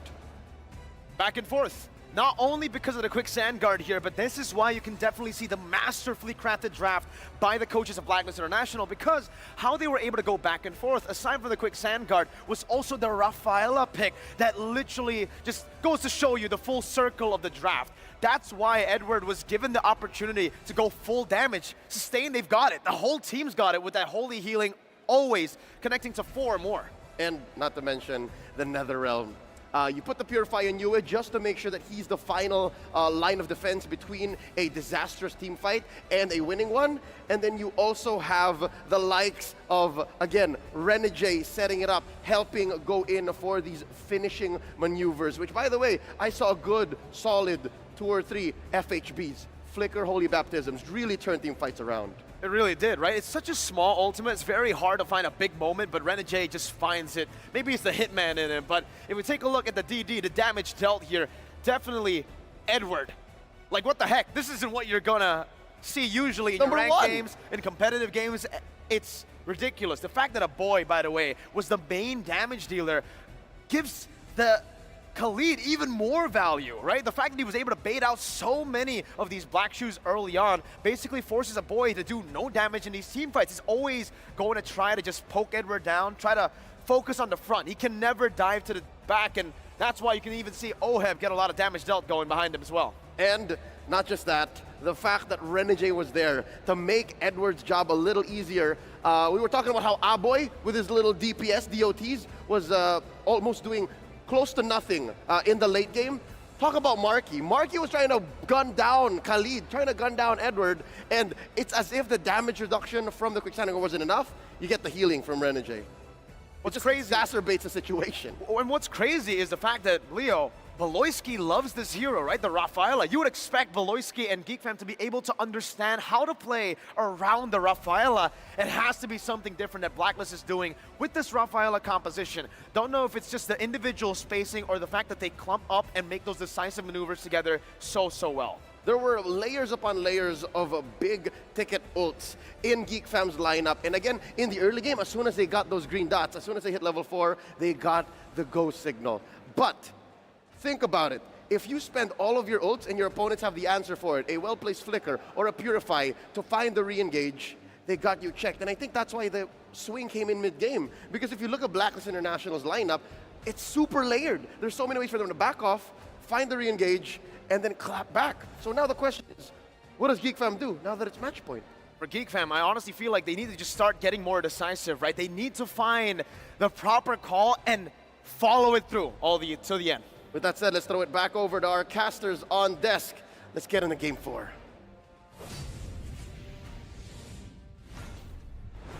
Thank you very much, Leo, Mirko. Great breakdown there once again. It's been a great series. If you're just joining us, I'm Naisu. This is Trex and Renmar, and we are now facing a match point here for Blacklist International. How are we feeling? I mean, what more could we ask for right now? It's 2-1. Hopefully it goes all the way, but these teams are duking it out right now. I mean, just full-on blows. Yeah, the Filipino in me is kind of wishing, let's please end it here. My heart can't take it anymore. Yeah. But the MLBB esports fan in me says we deserve a Game 5 after what these two teams have shown. It's been a fantastic series. I'm expecting a Game 5, right? But let's see if they can adjust, because there has to be adjustments from GeekFam. But before we talk more about what's ahead of us, of course, we want to once again mention the TikTok drops happening right now. All you guys have to do is pull up M5 on TikTok and just watch for 5 whole minutes if you want to. There's a TikTok viewer chest. But if you want to go further, watch for 20 minutes. And you can grab a deluxe chest for you guys. So again, big shout out TikTok, watch over there, and join us once again, because there's only a couple days left here from M5. Now, as we reel it back in, Game 4 ahead of us, GeekFam. Of course, throughout the series, we have to pretty much talk about the fact that it's been a back and forth, right? There isn't just one team obviously dominating one game or another from back to back, but really, when you're at this point in the game, knockouts too, is that what you expect? Are we seeing the series here unfold as we've expected between these two teams? I mean, there is one thing to definitely pull out, and that is, yes, it's been a back and forth, but the 2 games that it's gone into late game, Blacklist has come out on top. I feel like the side of GeekFam needs to work on those closeouts. Yeah, now let's take a look at the evolution of the Hitman. Of course, his career history and achievements started off under Next Play Solid and Next Play EVOS, a long time loyal member there. Season 8, they peaked, a 4th place finish there. Now, starting Season 11, of course, he joined Blacklist International. Still, we didn't know if he was more XP laner or more roamer, but then now here he is, shining in the role of the roam, being able to fill in the shoes of the queen in his own name, in his own style. Blacklist International, and I know the agents are very lucky to have, and very proud to have Renegade in their squad. You know, when you look at that achievement list, right, and really where Renegade's kind of fallen into a place here, you have to look at those earlier seasons when, yeah, they were, 4th to 6th place finishes, 7th to 8th, but really, if you talk about the whole mental state of these players and what they go through from, the challenges, the adversity, right? When you're placing, though, and being able to stay consistent, stay with, this sport, the esport, the drive to get better. Like, that's what that is, right? And then, again, look at the fact that Renegade himself said, well, I adopted this championship mindset. That was one of the big things, and I think even though he went through, the ringer through his early career, it was establishing that foundation of who he is as a player and really letting him shine, right? This is where personality comes into play, the play style, and then when you refine it with a championship mindset, when he came into Blacklist Season 11, then 12, and where he is now, you see it unfold, right? And when you're watching them play as a unit, they have adapted themselves. They have evolved themselves throughout the course of just this roster alone, right? So once again, as they kind of get ready here for this next game, this is another big step for the whole team as a whole here. Yeah, I mean, and when you talk about consistency, Blacklist is definitely the epitome of it.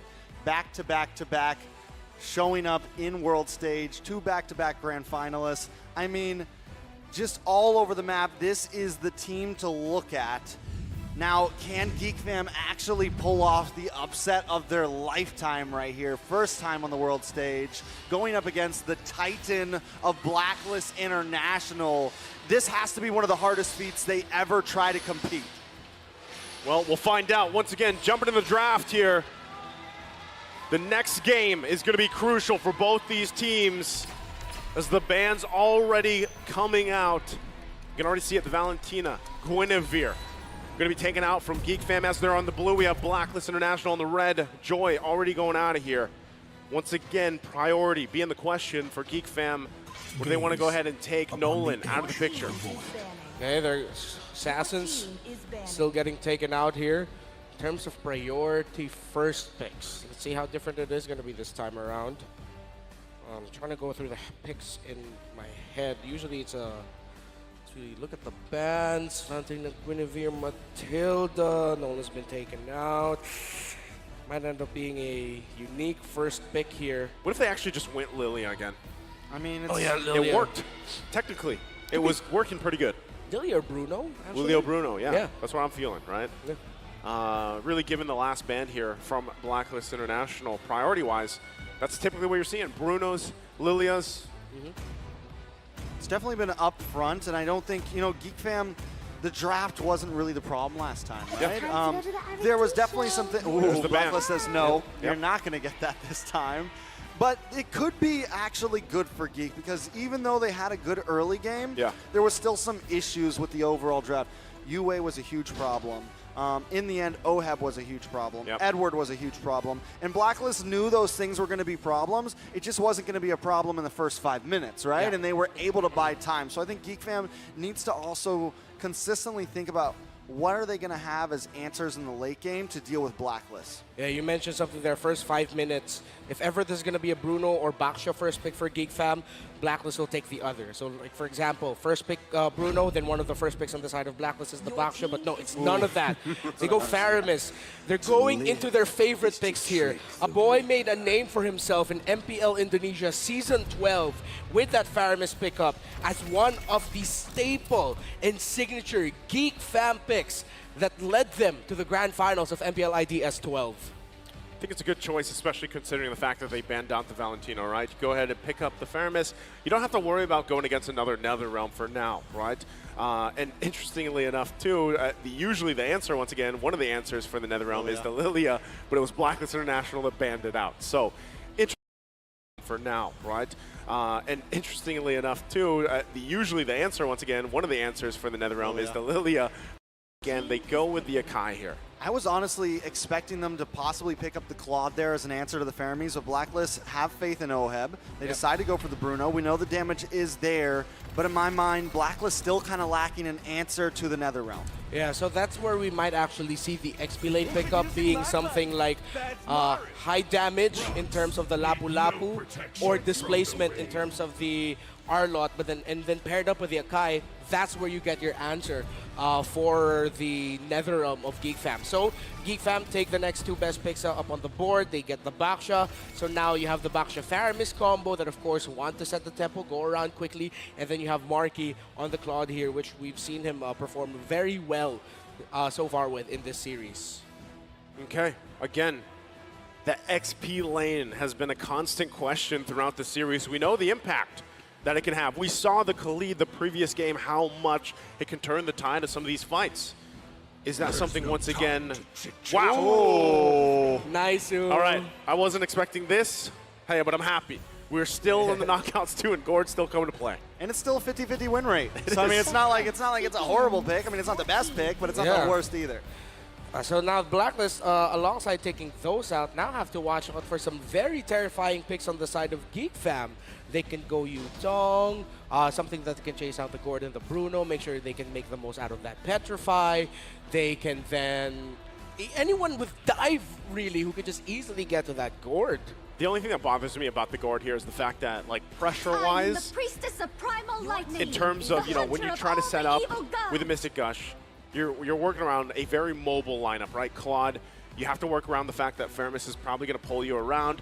You can have, of course, Nile rolling in from different directions.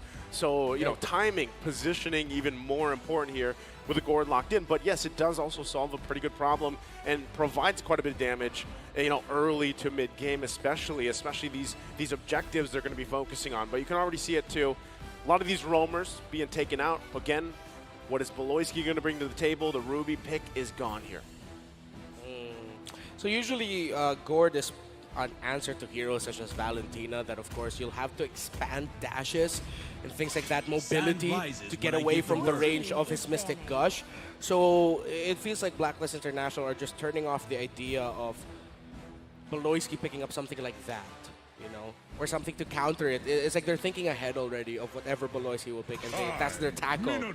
So with the Minotaur taken out, Kali taken out here, could be Lapu or Lapu or the Paquito for Edward looks and sounds good. Because Geek having a Lapu in Luke's hands right now looks great against a Gord, right? He's just and he's much easier to reach than many other long rangers, but instead they go for the Terizla, also solid. I think we definitely see the Lapu from Luke. Yeah, you know what hurts? Getting a penalty zone and then a Mystic Gush into it, right? So that can line things up really well, especially when you're just playing around the Netherrealm itself.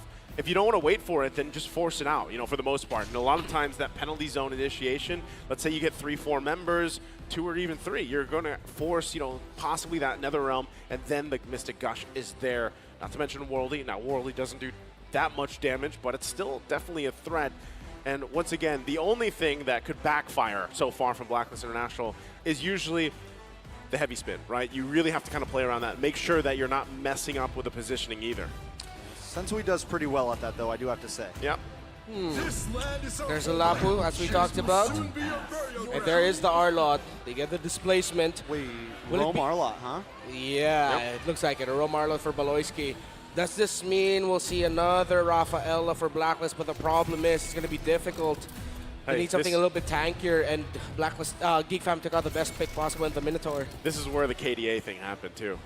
Ah, It was with the Rome Arlot. Well, it was one of the instances, right? Don't you put that in the air, Ricky Bobby.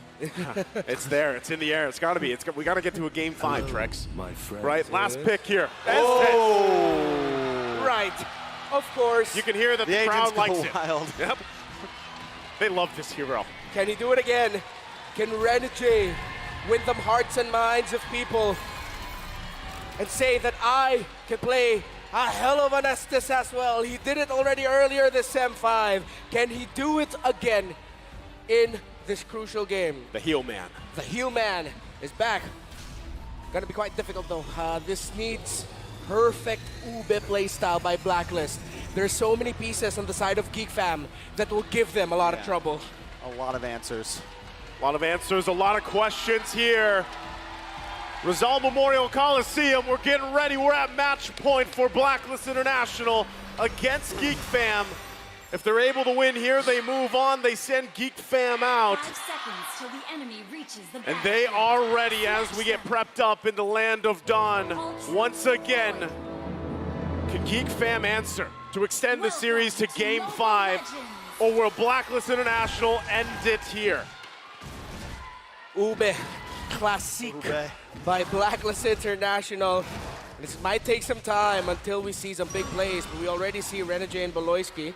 As Renegade is just helping out Sensui in the jungle, taking a fair bit of damage as expected from a Rome Arlot. So we're just gonna be waiting for the next turtle. Honestly, it's like the next turtle or the next few seconds before the next turtle, because that means someone's gonna be going into the EXP lane, pressuring out an XP laner, a little skirmish, and then that determines who gets the turtle, or that doesn't happen, it's just a full-on fight on the turtle. Full sustain for the Arlot, by the way. You know, seeing Renegade on this, it just goes to show his evolution as a roamer overall and how much he has grown with this team, with the rest of these players.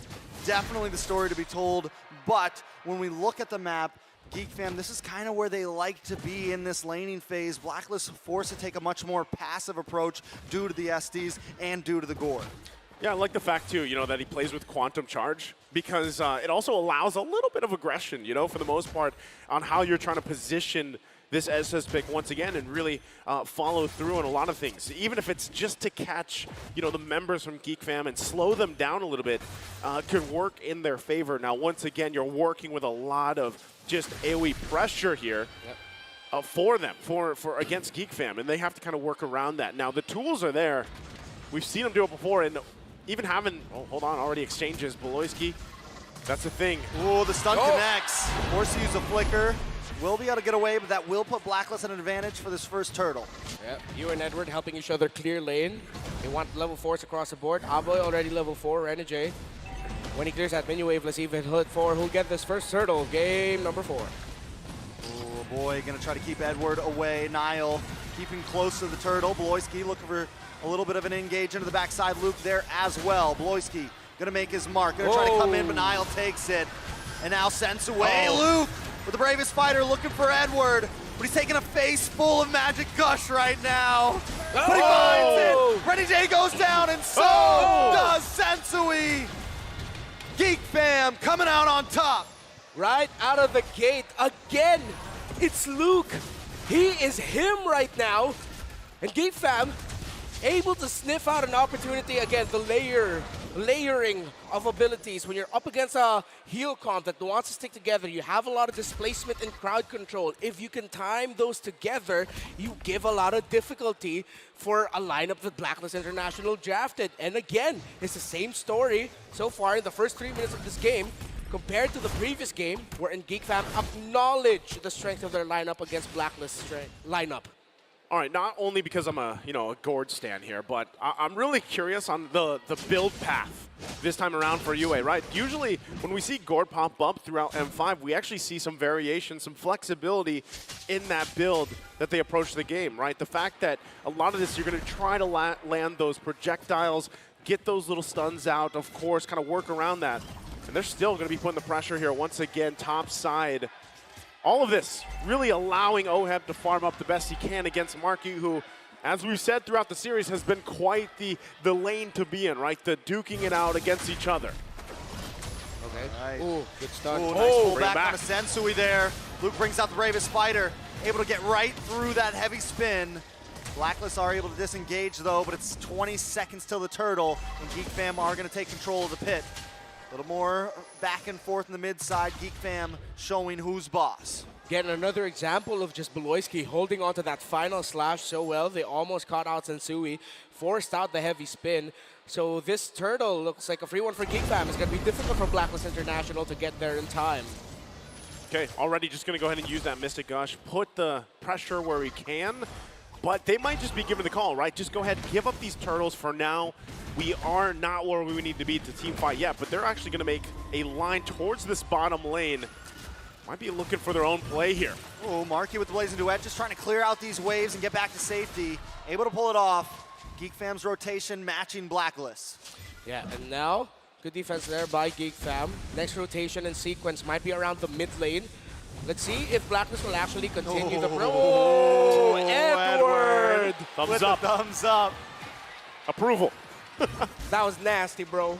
That was this is nasty. Beloyski forced to use a flicker right before the fight comes with a final slash on a Sensui. He is going to get pinned against the wall. Able to dash back. OHEB takes the tower, and Blacklist walk away safely. That's all part of the plan, right? They got the turret. They made it work.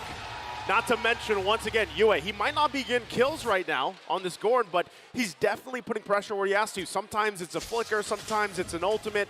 He's doing what he has to do. Again, it goes back to the idea that we posed in MPL Philippines Season 12 before, wherein we said that the Gord is sort of like a new age version of Eve. It's static, it's an ultimate that zones out, it's not a big box. But then with how US playing it, it's also playing it a little bit like a Farsa, committing the ultimate just to make sure you have an advantage in the tower dives, clearing the minion waves, zoning out. So, yes, as a Gord in these scenarios, you don't just hold into your ult, you make the most out of it every time with your team. Oh, final slash. Speaking of team, Geek trying to close in on back Blacklist. They're unable to get the finish. Renegade comes in the nick of time. Okay, the heal's there, but they know it's not available anymore. GeekFam might want to still put the pressure here under the turret, but it looks like they're going to go ahead and call it off. No point even for UA to get there already. Renegade doing quite a bit of healing. Marky gets checked here as well from Edward. They'll have to go back to lane. Turtle going to be up shortly. That's not going to connect. Hunting right now. Renegade taking a little bit too much damage to the flicker from Luke. Takes 2 lives from Blacklist International. There's UA. Nothing he can do though. Yeah. Unfortunately, again, they stayed up there for quite a while. Yeah, great tower diving, great call by GeekFam, not giving up on the play despite Beloyski missing that final slash. Luke said, hey, I'm him, I got this.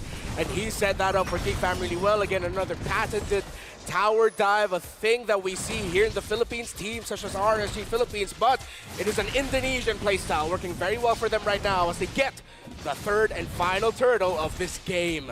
Yeah, another great call there from Niall, able to put the pressure on Sensui around the buff, gets the retry out and easily rotates to get the third turtle. Clean sweeping it right now for the Turtles, for a GeekFam. That's what's given them a little bit of this edge to work around, right? And with that, Blacklist has to keep that in check because when it gets to these Lords in about under 2 minutes from here, they don't want to just give those up, right? The plan so far is, all right, we give those up, we farm up the best we can. A top lane again. Oh, big final slash. Sensui gonna get the double man pin on the 2 members. Luke taking a couple shots to the face, gonna have to back off the worldie, bouncing between a boy and Beloyski. Blacklist safe for today. Surprisingly enough, that it felt like that final slash actually put OHEB in a better position to be able to go away. He was able to just slide tackle on out of there easily, a bit closer to the turret. I understood what Beloyski and GeekFam were going for there, but it felt like in that scenario, that final slash just helped OHEB a little bit better. Okay, so Renegade just picked up the Flask of the Oasis. So this will, in terms of, because we already saw the Necklace of Durance picked up, right? So how does this help out the healing situation here, Renmar, for Blacklist? Well, of course, that allows Blacklist International to just really pop the ultimate of the Estes, and then, oh, wait. Oh, they're closing in. Oheb taking off the map. A nice NetherRealm does come from Geek. They're going to get stunned up. A boy able to get away, though. Blacklist International move a member, and this is what GeekFam's doing. Just find one, then one more. Blazing Duet does come in. Yue taking a little bit of damage. There's Luke. Niall looking for more. Luke into the backside with the bravest fighter. Oh! The penalty zone response from Edward. A nice final slash from Loiski. Luke able to get a stun. Renny J goes down. Blacklist International lose 2 members. Well, I was going to say, the healing coming out from that Flask of the Oasis, although it might take some time until we feel the full healing effect of that Estes, should be able to help with the initial burst of damage and crowd control that GeekFam dish out. But again, sequence after sequence, we're seeing GeekFam layering their abilities so well, timing everything together, that even though Renegade gets a good timing with the use of the Blessing of the Moon Goddess, then suddenly GeekFam just overload the Estes and the heal of Blacklist. Yeah, well, they actually want to fight this once again. Now that Lord's up, they want to join these fights. Still waiting. Once again, Yue doesn't have too much damage just yet on this board. He's got the Talisman, he's got the Ice Queen wand. They're going to want to fight again. Move on to Renegade there. Edward does drop the penalty zone. Yu brings out the Magic Gush. NetherRealm comes out from a boy. Oh, Luke taking a lot of damage. Oheb able to get the final shot. And now Edward pushing the engage. Sensui pushes Marky away. A boy goes down. Sensui down. Beloyski down. 2 members of GeekFam drop. Marky and Niall now on the defensive. Blacklist International with a nostalgic feeling of the last game. Turn things around. What a great positioning choice there from Sensui to keep Marky at bay. It's like he told Marky, I can spin better than you. We're both going to be spinning like tops. But the heavy spin, you saw what GeekFam wanted to do. Set up Marky for a big blazing duet. But it took one big panda and a heavy spin to stop that. Oh, again, it doesn't matter if the 3 turtles are giving up. Blacklist International, with their team fighting prowess, they're able to pull through, get this Lord, and now they're going to be in charge here. But we're going to take a quick breather. This Lord, and now they're going to be in charge here. But we're going to take a quick breather from this game as things get situated. Once again, talking about how that team fight unfolded. You saw exactly how it happened, right? Things fell into place. They fell into a certain part of the jungle. It was a choke point, but with the covering of that Mystic Gush, focusing on Oboy, keeping Oboy back, the NetherRealm was worked through. And even when Marky came in, if Sensui wasn't on that side to block him out, that would have been so much damage being spread across a already, belittled lineup. They had half health, maybe the heals were already done, and it was a struggle there. So once again, Sensui in the right place at the right time. Yeah, so far we're going to be seeing a lot of highlights from Sensui, Renegade, but I really want to commend Yue here and his positioning and timing with that gourd, making the most out of the Mystic Gush, the projectile as well, making sure he's getting those stunts in. Dude, Yue right now is just absolutely shining on this gourd, and we really thought that he'd struggle here. He'd have a lot of trouble, but he's timing everything and standing in the right spots, and Blacklist are covering for him so well. And as we get a little bit further, I'm pretty sure the next item he'd go is probably the glowing wand. He's already got the Ice Queen, so next would typically be glowing. So as it gets further, that's where it starts to provide a little more damage, of course. He is a little more utility, trying to get those stuns off right now, but it's eventually, it gets to a point where, he is pumping out, as I like to call it, the big dam. One of the important things to notice right here is Beloyski and Luke are heavily focused on the Renegade. Almost every time they engage, they're trying to single out Renegade, trying to get rid of that Estes, and then hopefully the rest of the team collapses. So that's one of the reasons why Yue has been able to just kind of sit there. He's not getting targeted that much. So what do? Do they switch it up? Do they go for Luke and try to get through the Blessing of the Moon Goddess? They're kind of in a little bit of a conundrum here. Yeah, it's not perfect standing for... Oh, wait, no, it is a perfect standing for Yue right now. Wow. So if this continues on, suddenly GeekFam are just going to feel the problem of that gourd as we get a great look at our beautiful fans here in the Sun Memorial Coliseum. Sorry, I just needed to Are they the ones that shout, Yue? I think Yue! Yue! I don't know if she's here in attendance today, but I think it's become a thing. It has been a thing. I mean, there we got the call. Thank you once again. We're going to be jumping into the game. Lord going down the bottom side. It's Blacklist on the play here. Once again, Niall going to go ahead and stop it there in that bottom side. Trying to clear up as fast as they can. Once again, economy-wise, it's pretty even. But right now with Blacklist International able to make their moves around the map, they're going to get some space advantage to work from. They're going to take the opposite lane, get as much as they can out of this push. One thing to note that, though, is Blacklist International still hasn't cracked into that mid lane at all. It is going to help GeekFam in some of these rotations. Look at Beloyski, too, just hanging out on the backside. He's waiting for a moment. He's waiting for the team to say, go. Waiting for that 4-5-man final slash. Yeah, a big one there. If UF falls down early, if that Gord falls down early in a team fight or a skirmish, it might actually be a big struggle for Blacklist International. They will have Oheb, but then that applies so much pressure onto Edward and Sensui to make the most out of their abilities to create space, to buy time. So let's see if GeekFam can get the key target. Right now, it's Yue. Once Yue falls, it might be a little bit easier to actually take down the Bruno, to take down Oheb. Yep, you can already see it too, as we were talking about. Yue on this Gord. He's getting the items he needs now to lead up into the damage meters. Already, I believe, completing that glowing one as he did, working on the next. So depending on how he decides to build those last two items, if it's the Holy Crystal, if it's Divine Glaive even to pump out a little more damage, to put the pressure on NetherRealm alone, will be troublesome for GeekFam, so they want to make a decisive action already early on, right? Lord, 30 seconds away or so here, so nothing too much happening. Beloyski, if he somehow, some way, gets a final slash, even if it's just Yue before the next Lord, that is a huge advantage for that Lord dance. Here comes Niall, looking for the engage here. They know Yue's over by the mid side. Could be a time to get some skills out. Lord's gonna be up in 15 seconds. Gold sitting at, I mean, an exact standstill. Never have these games been so close. Yeah. It could be up to anyone. Goes down again, similar to what happened in game number 2. One big play, one big moment. As he now go for the Lord dance, we have to watch how the middle minion waves are managed. If anyone will decide to force out or push that topside minion wave, someone on the opposing team has to answer. Niall pushes forward, finds the information where Oheb is at. That's going to call for a quick little reset by Blacklist. Now that they actually have shown Oheb or have seen Oheb, Blacklist can clear up that lane because they're not like trying to hide or anything. So now they're just going to settle around the Lord again. Watch the minion wave management. That's the biggest story here, top side and middle. This is one of the advantages as well, having a Gord. You can check the bushes with the projectiles, the injunctions, whichever way you want to have it. Concealed play going to come from GeekFam. Royski making his way in, looking for the final slash. Niall on the backside, locking on Oheb. Maybe get out of Blessing of the Moon Goddess. There it is. Penalty zone, the heavy spin. Niall and Luke in a little bit of trouble here, but Sensui gonna kind of push them the wrong way. Beloyski looking for the re-engage. Gets the final slash to the backside. Marky with a blazing duet. Logging on to 4 members. Gonna get knocked up. Marky forced to back off. Bloy taking a stun. A shot. A ball to the face, and he's down. GeekFam still trying to come back up. Boy will be up in about 3 seconds. Death counter not too high. Lord still on the field. We're going back and forth. Back and forth, but right now, Blacklist International in control of this Lord. They should be able to make quick work. Beloyski and Luke waiting patiently, though.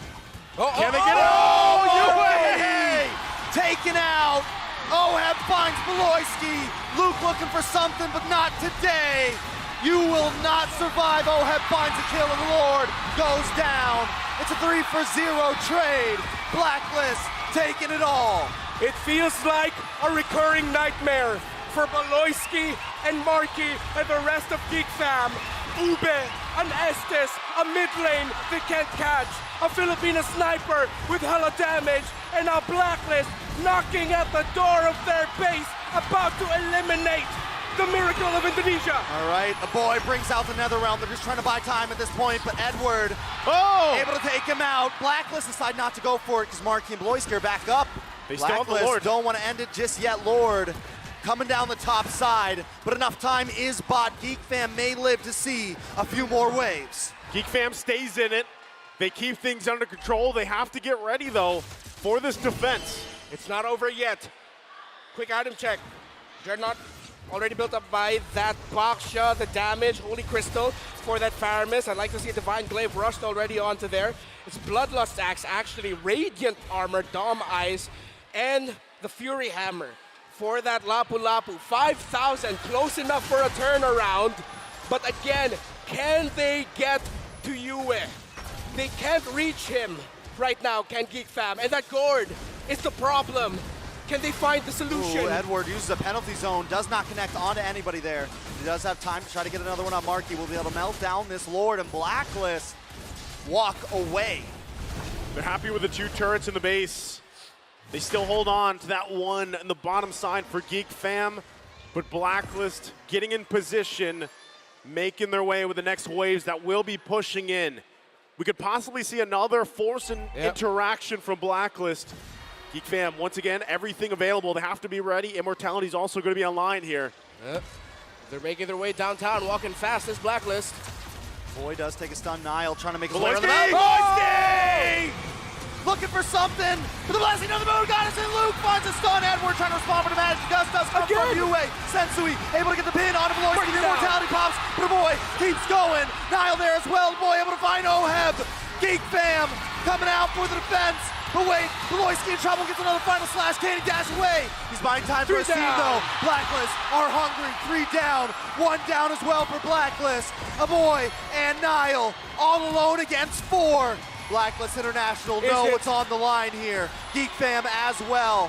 A few cannon minions, another wave, but it's 20 seconds until the rest of the team is there. Blacklist International trying to get the finish. Edward able to make the pin onto a boy. Niall against 4, but another wave of minions is coming down the backside. GeekFam does have the defense. Blacklist trying to close it out. A dynasty may continue today. Blacklist International make it forward. The stadium erupts as Blacklist International continues on for the M5, taking out GeekFam. The clock strikes midnight on the Cinderella story of GeekFam. A tale as old as time. Another a tale as old as time. List. Give it up. Blacklist International showing why they are who they are. A young roster, new faces, but it doesn't change that the org is one of the strongest in the world. And of course, it's important there, the sportsmanship between the 2 teams, well fought from GeekFam. An amazing performance nonetheless, but at this point, someone has to go home. Let's go ahead, throw it over to our hosts on stage with our teams.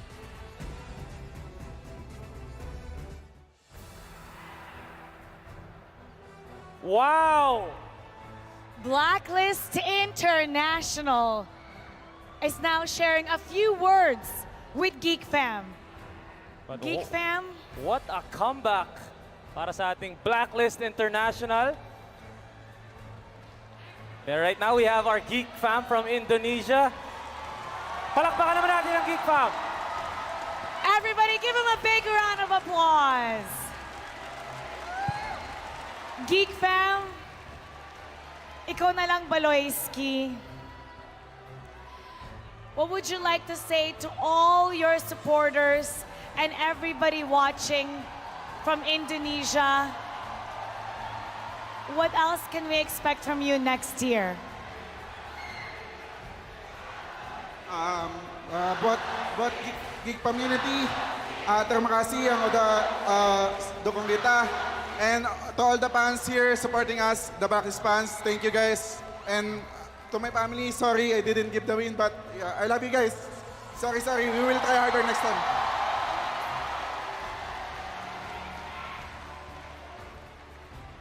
Maraming salamat po sa nanood sa amin, sa pamilya ko, at sa girlfriend ko. Salamat po, pasensya na, babawi kami next season, mas gagalingan namin.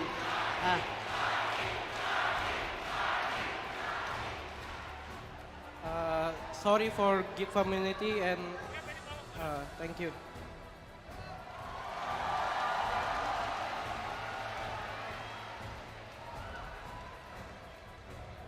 Thank you for the support and sorry for everything.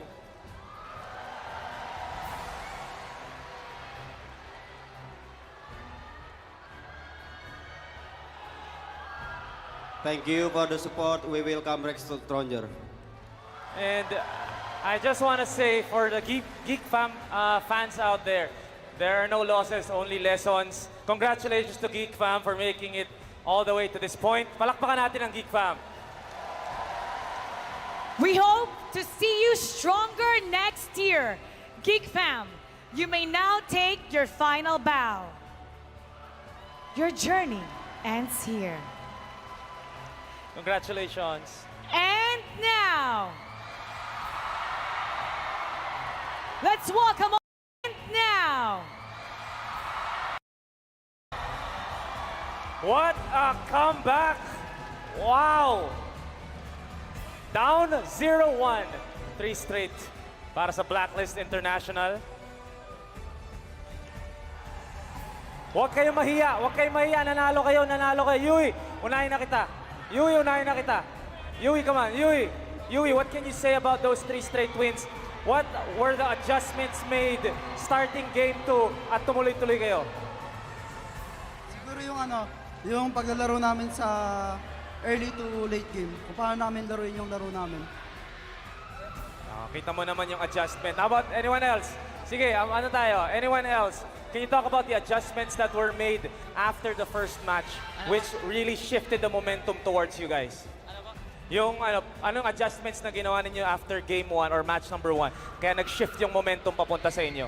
Siguro po nung di namin po sinabayan yung aggressiveness po nila inantay lang po namin yung mga power spike na mga hero namin.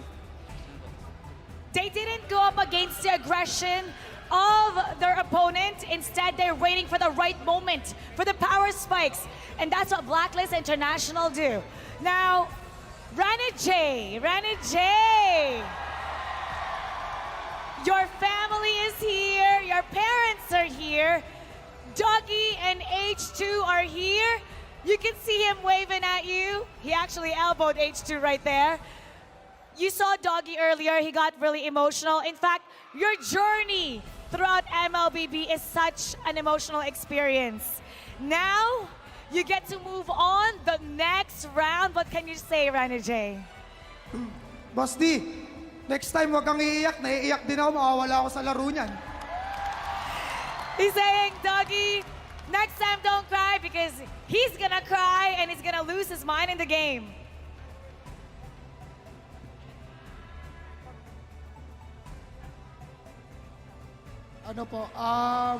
Sobrang thankful po kami lahat ngayon kasi simula nung pinaghirapan namin since MPL, lahat po worth it siya kasi unti-unti namin nakukuha yung namin, pangarap namin, malapit na kami and konti na lang. Yan.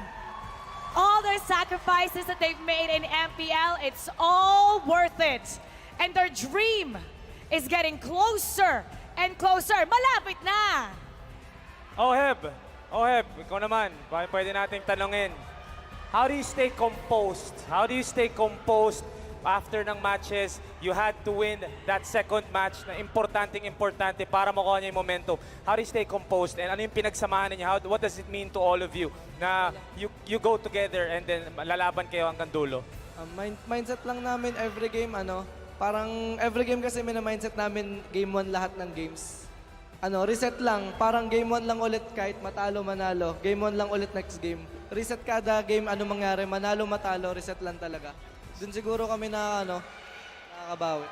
So they treat every game, they don't look at the scoreboard, they treat every game the same way. They start it the same way, and obviously, what a win.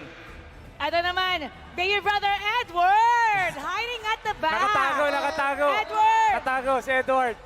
Edward, you have a lot of supporters here.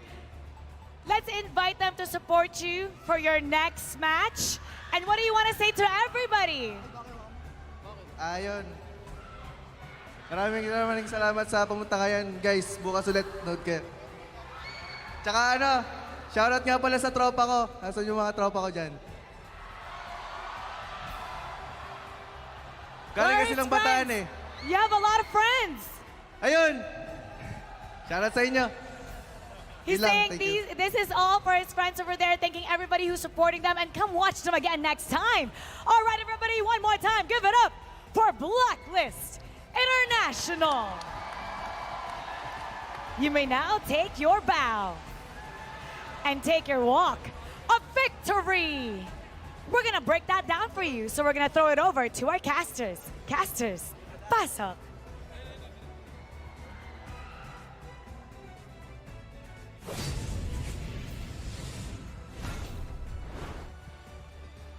An emotional series. Congratulations to Blacks International. Their journey continues. As for GeekFam, GG well played. We look forward to seeing you bounce back stronger than ever. It's so amazing that Blacklist International were able to adapt and then completely take over the series. Game number 1, that dominant victory. Usually after a game like that, teams tend to take the slow route, right? Maybe they'll get better in game number 2, and then game number 3, then we'll see this level. But no, it clicked after game number 1, instantly to game number 2. Despite a few mistakes that they were able, GeekFam were able to capitalize against Blacklist International, especially that 7-minute lane swap. It didn't really matter. Blacklist team fighting prowess shined through. We will see more of that in detail later on through the highlights. Something to note that was actually made real via that interview was the fact that Blacks International adjustment after game 1 was something that rang true and was made more efficient and effective because of the fact that they looked at each game as another game 1. It's just one game after another, and all the learnings from the previous one just made all the more sense. With that said, let's give out our MVP. The nod goes to none other than Blacklist's very own Renegade, the Hitman, of course. A marquee performance coming in, repping the Blacks International hero. Their skin from M3 is the Estes. He showed us one from the groups. Now, what do you like better, this performance or the last? This one for sure, because this was truly the Hitman's Estes, right? When we look at the Estes, especially for Blacklist International, we remember the Queen. But he truly has made this pick his own as well. That flicker, that risky gameplay on the Estes, utilizing the blessing of the Moon Goddess all the way to the end.